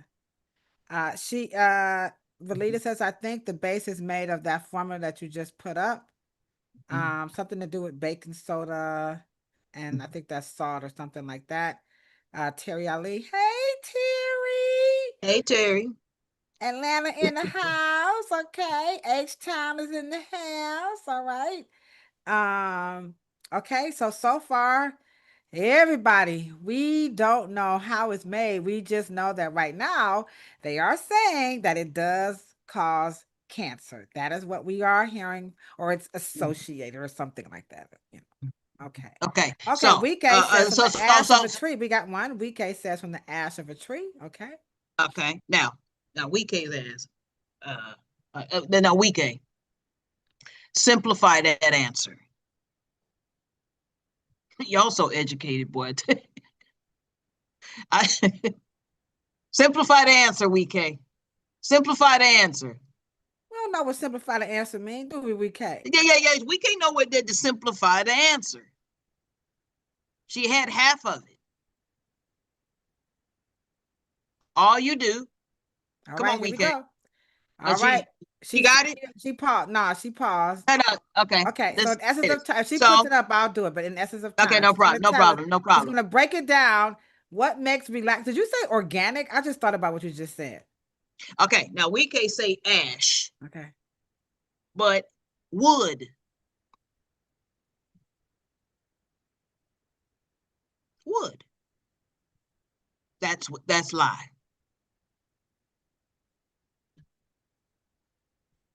Okay, so y'all tell me how do y'all get a chemical in cancer from wood? Because it seeps below first of all, it seeps into your follicles. It goes below your No. epidermis. Let's stop at the wood. Let's start at the wood. How does that happen? Okay. Now Selena on the one said it. You don't. She said Selena, you get a free hairstyle. Okay. You don't. I'm writing that down, Selena. Okay, now. So that's where you get lye. And then you mix it with animal fat. And then you become to understand, let me just say this, who made soap first? Black folks. Okay, now. So Black folks are what we call saponifiers. And so we made all kind of money on making soap on the plantation. We washed their clothes. We disinfected their clothes because we understood that we could just say, Grandpapa, go in the back and make some disinfectant because we knew how to do that. That's that philosopher's stone, okay, that J.K. made into Harry Potter. Okay, that's all y'all's African chemistry stuff.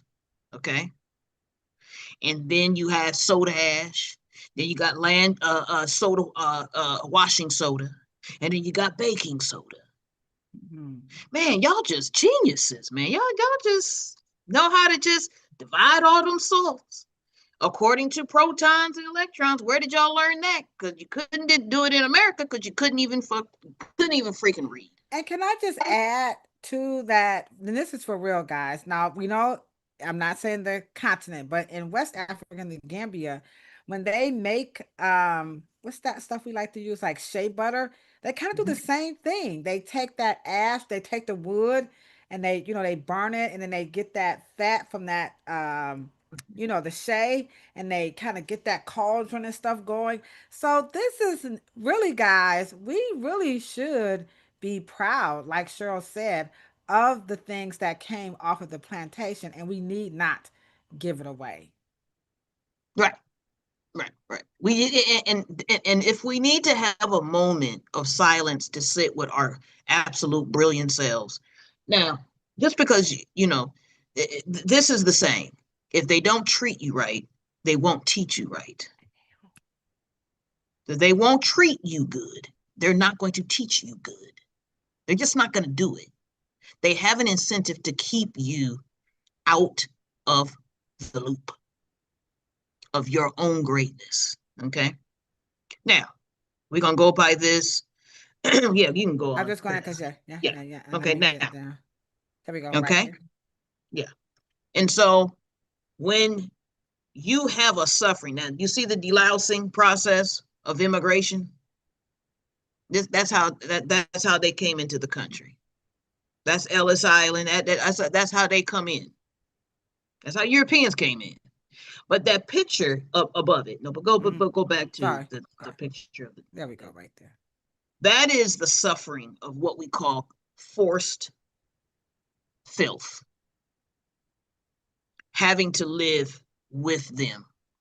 Because your benevolence of helping with, especially white women, especially Black women with white women. And we have a That, question. go Sorry ahead. to interrupt you. So Terry Ali says, the ash can become coal as well. But how does lye become caustic though? Good question. All right. That is a very good question, but it's a simple question. It's a simple answer.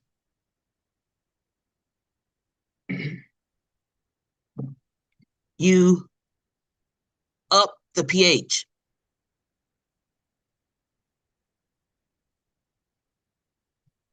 By adding.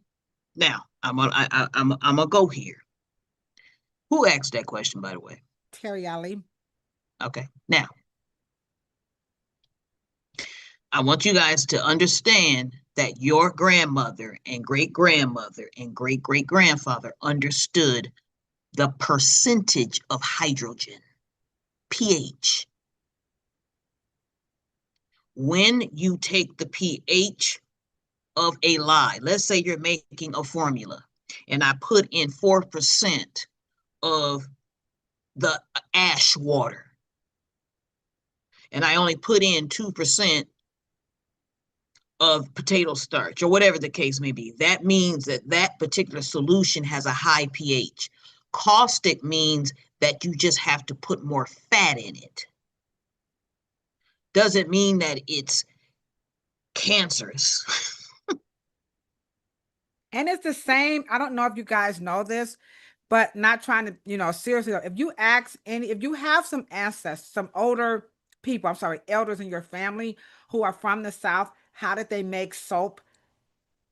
It's pretty much identical. Or if anybody's making soap now, If I don't want to make, I'm sorry, if I don't want to make it to where it eats the clothes up, I'm going to put more conditioners in it. And when you take the conditioner or the fat, yeah, the triglyceride, the fatty glycerins, and all of the real animal fatty, fat, they would add the right, lard and stuff like that. and the petrolatum, Vaseline. Once you put all of that in there, then you bring the causticity down with bringing the pH down. Has nothing to do. Now, that's when you start saying, let me take away one hydrogen atom and put in and take away an electron. And then I got one of oxygen and one hydrogen. And what is that called? Come on, Black people. One atom of oxygen and one atom of hydrogen? I don't know. Water is two atoms of hydrogen and one atom of oxygen, H2O. Right. Okay, so when you take away one of the H's and you got OH, what is that called? Air? Hydroxide. Oh my God. You know but what? When you guys say it, you guys think it's a chemical. You guys got to stop. Yeah. It's just science. Yeah. Because it's natural, so it's organic. Yeah. So Terry, when they take the water ash and they mix it with that rainwater, it's highly caustic, especially once they start that mixing process. Water. Exactly. It's the rain. They collected the rainwater, and that's where the caustic, and like Terry said, Shirley said, now they're starting to add the animal fat to bring that pH down. So that you can, cleanse. So now, if that's why denaturing is now time conducive, because you've slowed the pH down now you can get what we call, what do Black people call it? Texturizing. They used to do it with meat. That's how you used to get the meat untough and preserve it for the winter. You would put hydroxide, sodium. That's science. It has not. That's the only chemical. That's the only chemical knowledge that Black people ever employed in Black hair care. We don't use formaldehyde. Y'all, you went for it. You went for the okie doke.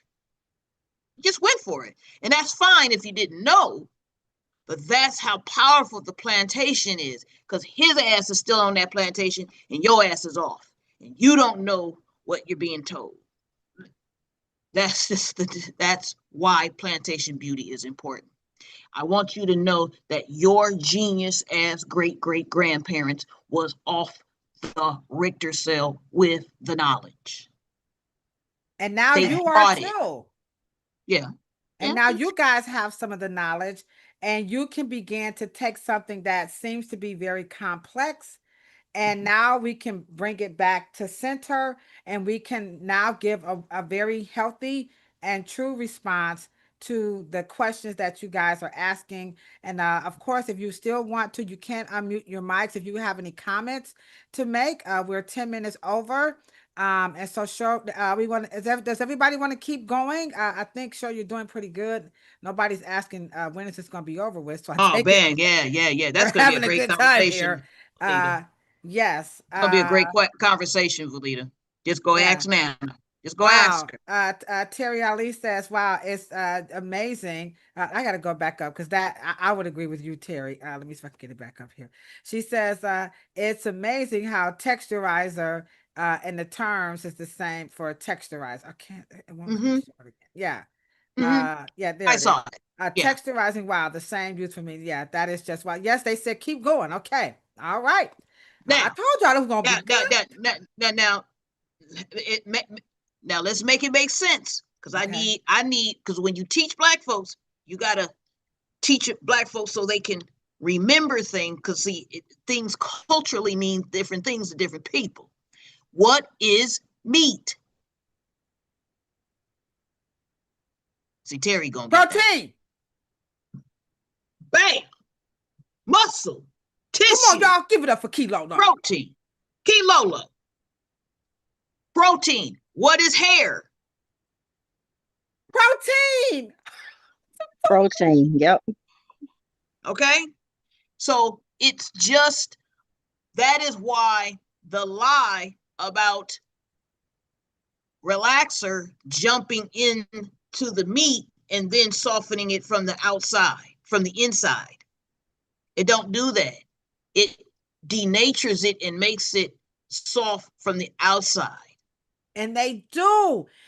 Pam, you're in the chat.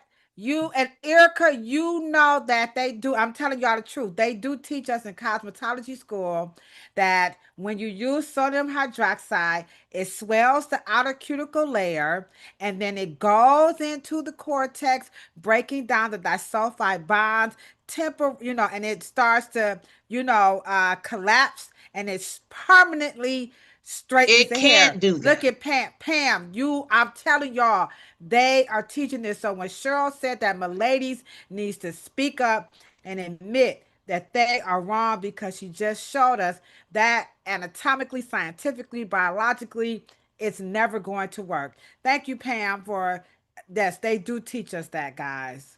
Right. And so Black people participated in the denaturing, in a dissolving, just the outer. We don't screw with no cortex unless we gonna do a permanent wave or a curl. That's a totally different conversation. And that's why Black folks got to be on top of their intelligence and be able to say, no, that's out of context. We're not talking about that. Chemistry, you got to talk about what you're talking about when you're talking about it. You can't be mixing up things. Acids are acids, alkalins are alkalins. And Valita, your mama, your grandmama, your great granddaddy knew that with equivalent of a third grade education. So stop shitting on your grandparents and your great grannies and they knew what they was doing. I'm gonna ask CJ's grandmother if how soap was. I bet she know. I can't wait to ask her. So Valita, you ask your nana, and I'm gonna ask CJ's grandma. It's like 91, 92. I'm gonna ask her. I'm sure she knows. So if you have an elder to ask how did they make soap and everything back then, you will be surprised. Shall I go to the next slide? Now, right. Now, how do you now why would you make put salt in ice cream? I never made ice cream. Anybody made ice cream before? Damn. Y'all not I'm talking to y'all sorry. I 102-year-old never made. people? I know I feel bad. Okay. Why do we use salt in ice cream? Let's see if we got an answer. Okay, right quick.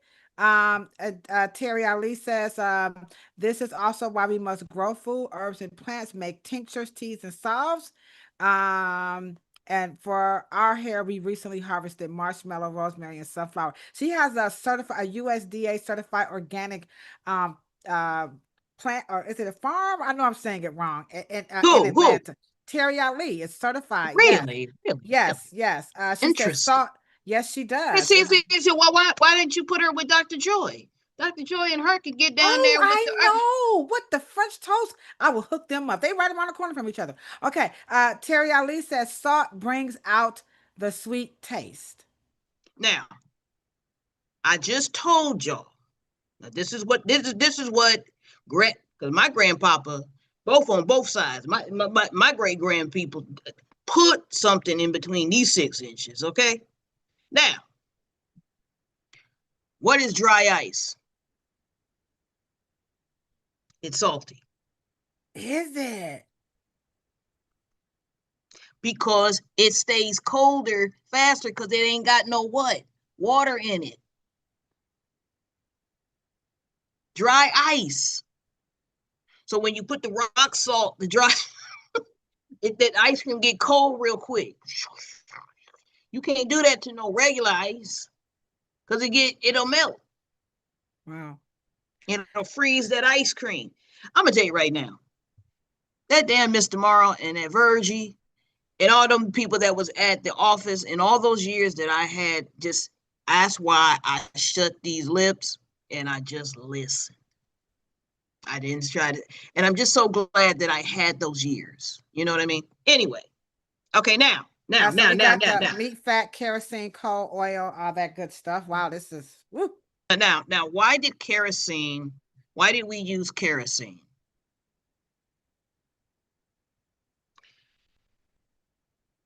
What does it say down there? Oh, I'm sorry. Kerosene, used later in the 19th century. Kerosene was sometimes applied very sparingly to the scalp to kill lice or mites, to add shine or mimic grease. It was dangerous and flammable, but often the only shine available to simulate well-kept hair. Wow.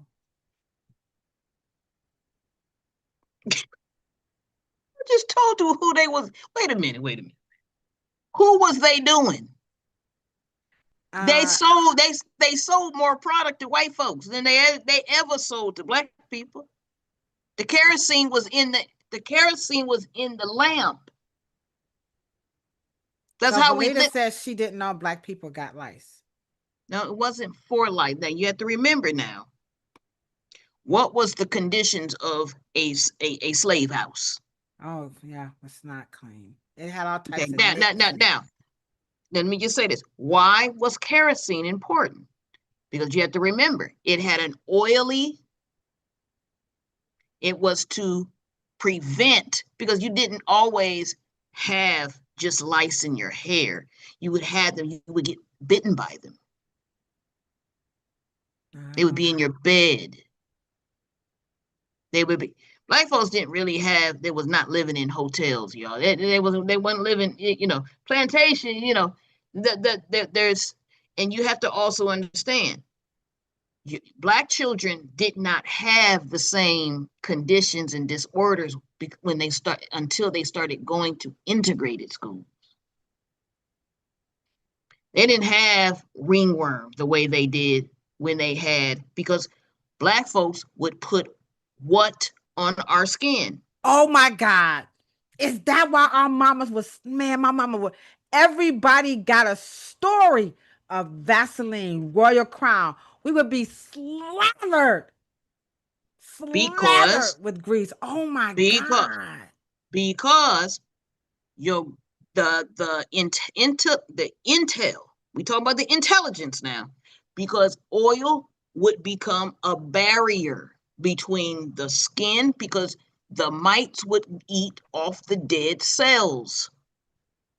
So when you put oil on your skin, mama was creating a barrier between the environment and your skin. And oil does not what? Have any water in it. So it doesn't evaporate. It doesn't weatherize very good. It keeps the barrier. And so what I'm saying is us giving white women this skill and giving them this information and being in charge of their welfare and their well-being and their womanly personal hygiene, we were in charge of that. We were in charge of birthing. We were in charge of everything. And so we begin to give them what we call in that era salve. Salves. Okay. Balsams. We would use different words in that. Okay. Now, sulfurate. Yeah, exactly. Now y'all getting it. Now, yeah, we're and now you get it. And I will say this too, that in the hair salons, a lot of the problems that we see with hair, oh, I gotta say it, y'all, ain't no other way to say it, I'm let it out. It's just that black folks, sometimes when we get into these spaces like suburbs and upper echelons, I don't like the way we just throw out, even if we didn't understand, like, you're never going to convince me to not put oil in my hair. And this thing about, if you put oil on it makes my hair. No, you're never gonna convince me to not comb my hair. You're never gonna convince me to not put something on my skin. And we see all of these trends and all these skin disorders because we're doing stuff. And as Cheryl would say, they are not talking to us. Ignore that. That is not for us. You need to put something on that hair. Now your scalp, that's a whole nother Cheryl could take it from there, but not putting anything on your hair, your skin, your lips. Hey guys, when they say they don't do that, they ain't talking to us. That's just that's my rant. But at the end of the day, your understanding of water. See, water and oil are so at the opposite ends of the spectrum. But your grandparents understood where there's water, there's life. But the problem is where there's water, there's fungus, bacteria, pathogens, germs, because those are life too. Viruses. Where there's water, there's sickness. Where there's oil, there is healing. Where there's heat, there's healing. And oils are thermogenic.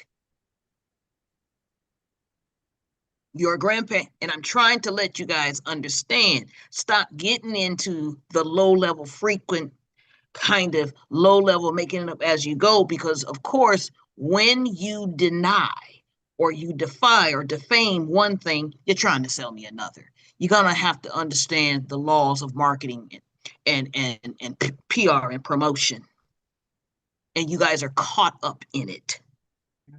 That's why Plantation Beauty is trying to get you to understand that. We see so much dry hair and dusty hair in the name of that thing called protective.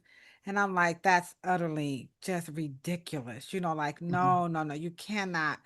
That's not how right. And I want you guys to also understand your ancestors understood that hydration is not the same thing as wetness.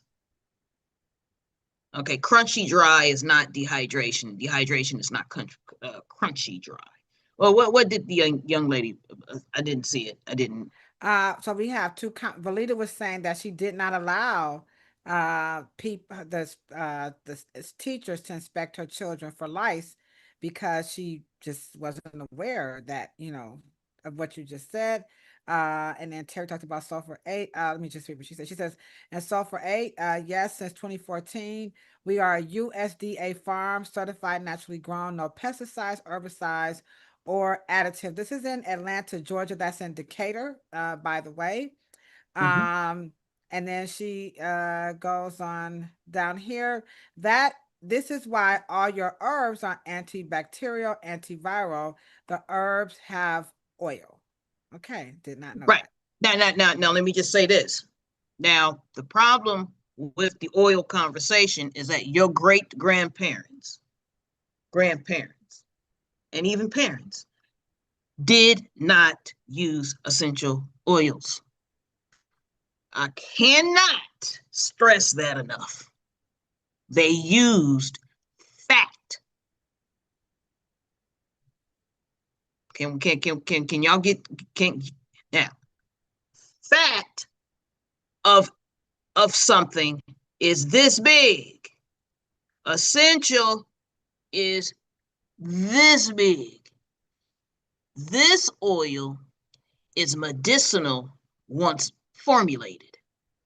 This oil is fat, is the big kahuna. This is the original. The essential is too essential naturally for skin. Terry's saying right. That means that you need to formulate it into making it medicinal. It's got medicinal property, but the ancestors was the essentials. We were on fat. The body works on fat, not sugars, not a chemistry beginning to start micronizing. The only oils, the only mechanism that the human body has that our ancestors understood that we are to what?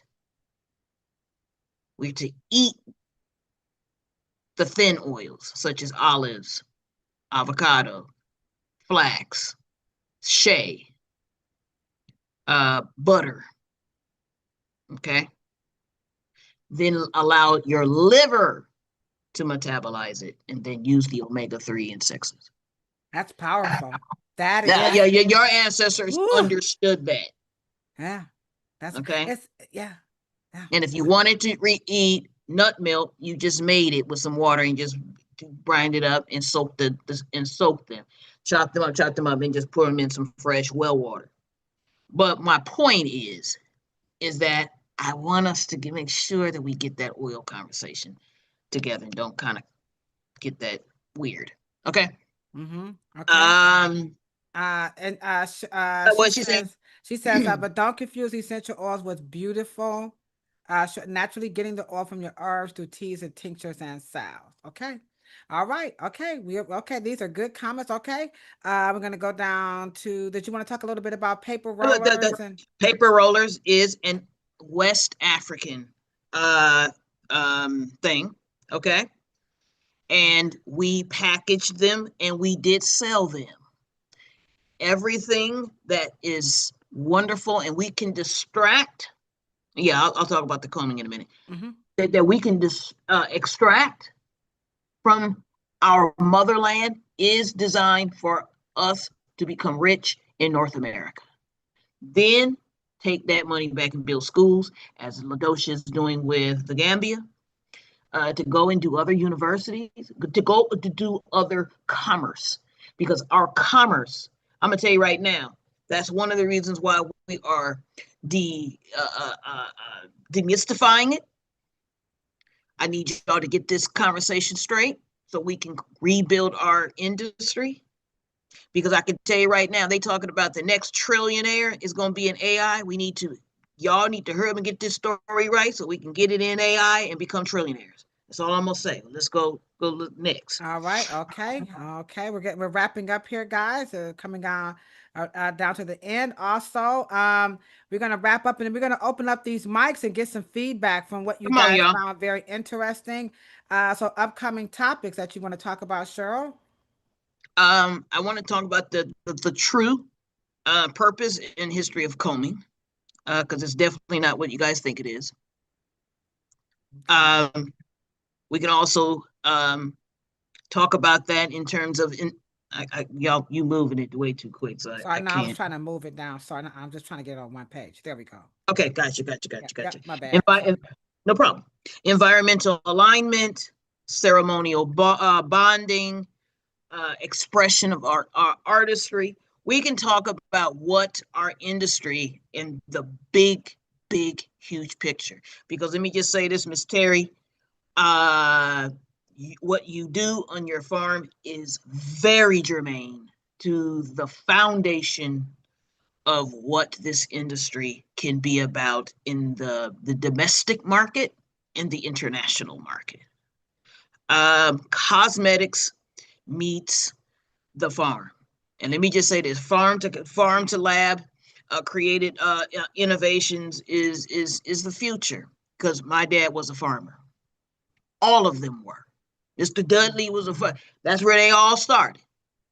Mr. Johnson, they all farmers. They all came from that plantation, baby, even in through via sharecropping, every sense of the word. So we know what we're doing. We know where we're going. We know what we have to do. But one of the things that my people have to do is get this truth. We've got to stop conflating and getting it confused and making it up as they go. Now, I'm not trying to blame a natural hair care industry or anything like that. Now, okay, now 25 years later, one full generation in after the 1619, 2019, full 400. Now, this is the 5th year in the next 400. We got to get it. We got to get the story right. We've got to get history right. Cheryl is saying it's in the earth. The revolution is in the soil. Woo! Baby, if I could drop the bomb on that one. Come on, y'all coming through in this lecture. Oh, that's what she said? That's what she said, because I didn't say that. She said it's in the earth. The revolution is in the soil. Everybody dropping the bomb for you. I just got to say, Terry Ali was my boss. So in case y'all want, now y'all want to know like why I act such the way. I'm telling y'all, when my mother could not mother me, Terry Ali mothered me. She filled in for my mom until my mom got it together. And I hope it shows every day. And by the way, that is Rashida's mother. So in case you guys are wondering what makes Rashida so cool, her mom is everything, all of that, and a hijab, and then some. Okay, coolest Muslim on the planet. Okay, yes she is. Okay, let me slide. I had to do that to you, Terry, but I had to. Okay, I'm gonna come on down. That was yeah, we can open it up. We can open it up to questions. All right, okay, we are officially let's open this up, because guys. the combing is a whole nother thing. We'll come back because of course we can do combing as Oh yeah, and by the way, Pam Hubbard is in the chat, so we both intern under Terry Ali. So I just had I had to put that out there too. Okay, so it's family in the chat. And Valita and I went to high school together. Yes, yes, yes. So let's open up these mics. Come on, guys, and let's talk about what did you guys think. I'm going to stop sharing right now. And again, this was absolutely just phenomenal. So who wants to open up their mic and just talk, let's talk about it a little bit. Terry, if you could, please open your mic and talk about your farm and just what did you think about the Plantation Beauty lecture? This was amazing. It takes so much courage to really, especially right now with so much going on, there's so many discussions we can have. But this is bringing us back to the roots of our discussion. Thank you, Dr. Morrow. Thank you, Ladosha. I thought this was amazing. And it just helps me it's just very affirming. And I love y'all. I appreciate you. And can you share with us just a little bit about your farm? Because I want I'm encouraged. Instead of, I can go into that later, and we can have a discussion on growing because I do want everybody to grow something. But I do want to say to you that, we must be reacquainted with the soil because we were robbed of it through slavery. We thought we're not supposed to be.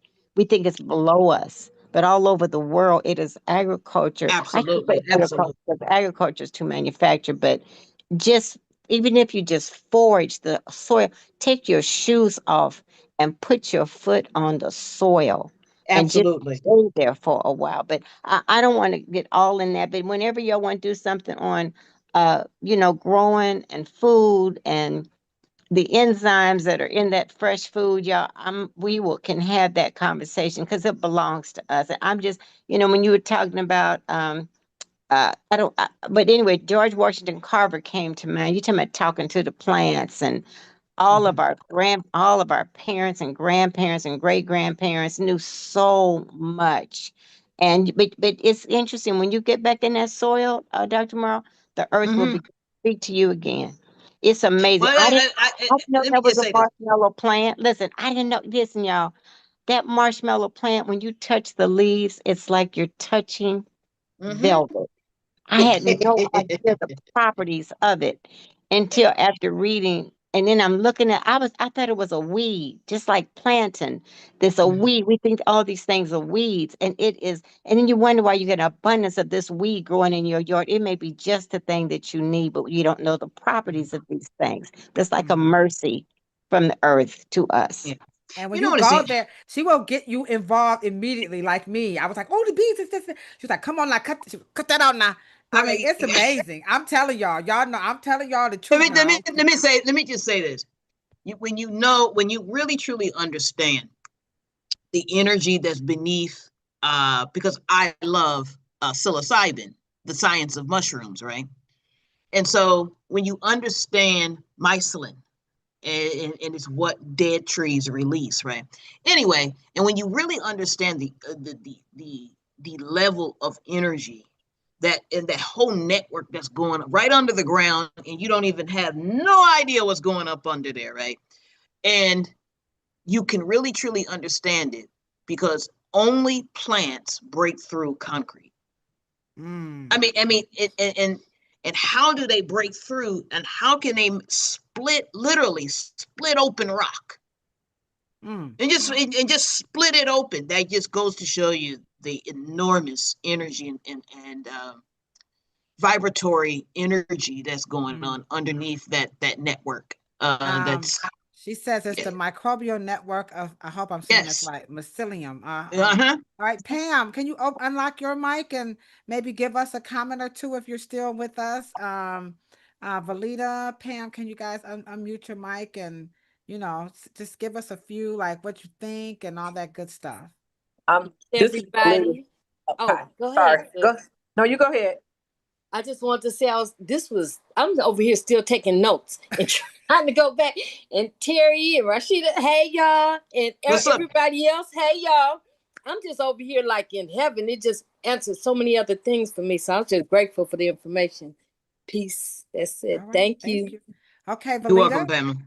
So I'm with her. I'm sitting here in awe. Like I'm taking in everything, like soaking it up like a sponge. I'm amazed at all of our educated Black women on this call today. I'm just loving it. And I'm really thinking like, maybe I need to grab up a couple of books and do some reading on the natural herbs, what's going on up under the earth, and different Right. things like that, because I'm really intrigued, and I want to thank all of you guys for all of your information and input. Thank you. And I sent this to Valita. I said, this sounds like something because me and Valita, we be getting our little blackly black on.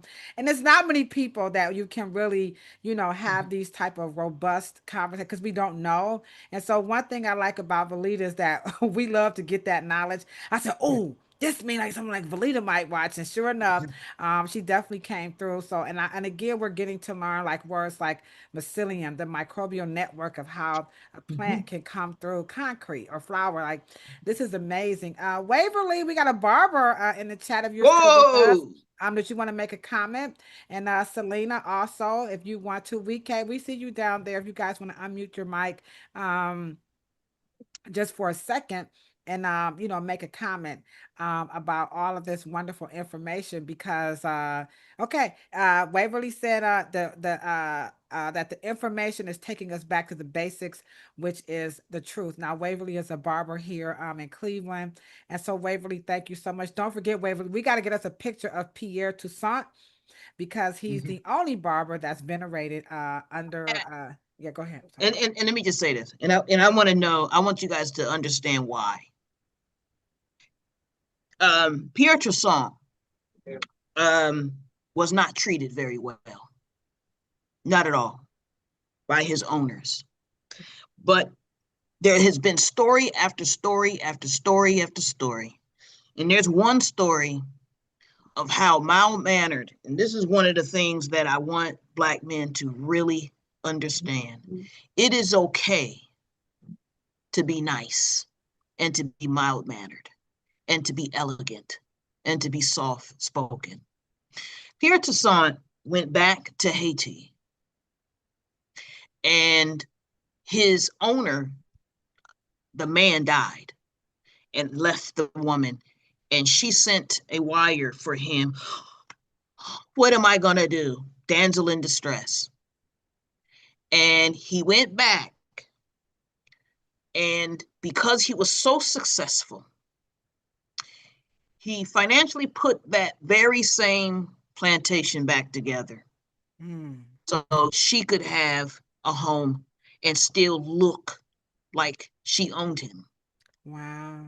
Gave a party and served the champagne he bought.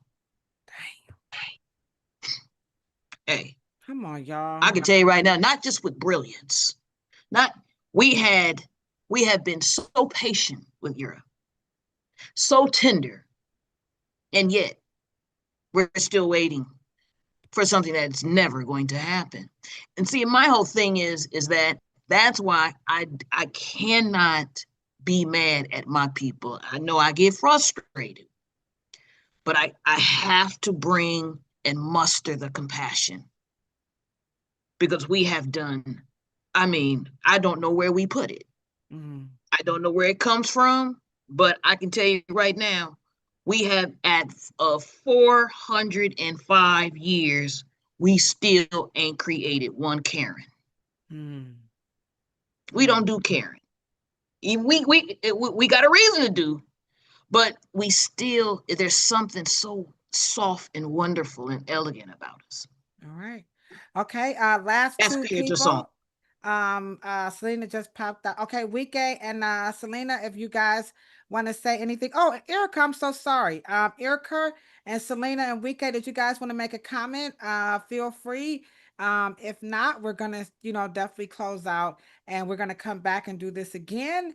And we're gonna focus on the comb is where we're gonna go, and that's gonna be definitely a robust conversation. And Terry is sharing some images of the farm in the chat. And it is Nice. just absolutely beautiful. Okay, so everybody's okay, we're all good.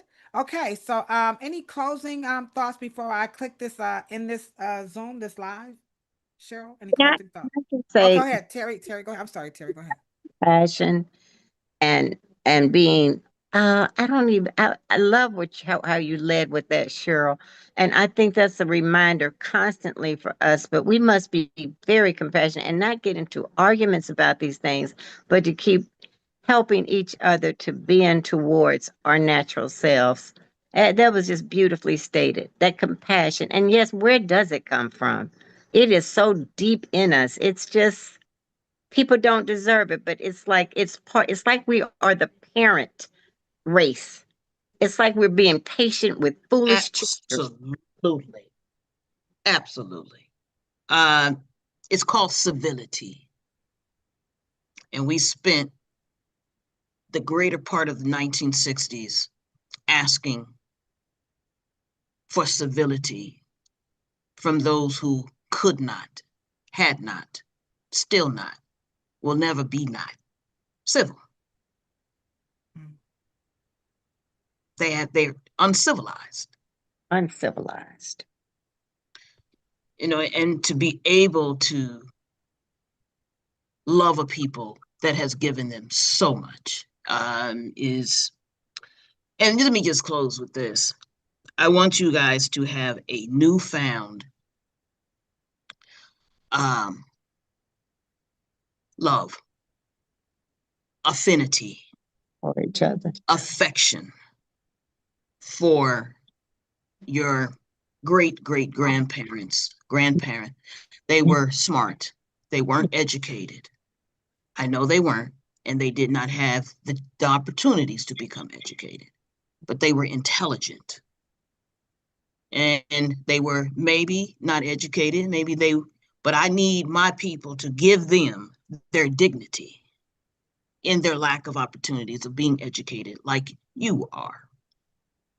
But they were yet quite intelligent. That's what I would. And thank you guys for listening. All right. Rashida, did you want to say something? I saw you just popped in before we go. I just want to say this really was a great and informative meeting. I like it's stuff that I learned, but you learned back in the day, but you didn't think about it back in the day. But now it's like it like all refreshes. Like, damn, that was true. That's okay, okay. But yeah, the elders they definitely knew a lot.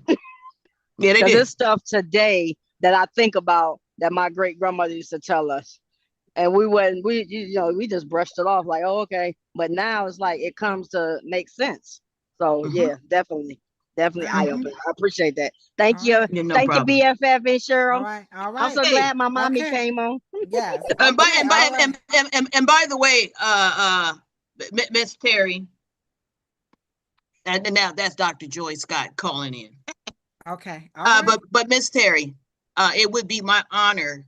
I just remodeled my parents' home. I would love to somehow commission you and Roshana to come out and help me with the Willie Morrow garden. Okay. It's just he had a garden and he loved his collard greens. He loved his greenery. He loved everything. You know, he was stone cold. There's a story, Miss Terry, I got to tell you how much he loved his garden. All right. Okay, guys, we're going to go ahead on and close it out. We appreciate you. We have everybody's email addresses and phone numbers in the chat. So we will make sure when we do one for the comb that you guys get an invite. And don't forget, if you do have this on your social media platforms, please share the link, the YouTube link. And we will see you guys Monday back on the dumbest poo-poo Tomorrow, that people right? say about black hair at 6 o'clock p.m. Cheryl, we appreciate you so very much. And this concludes part 2 of the lecture, Plantation Beauty.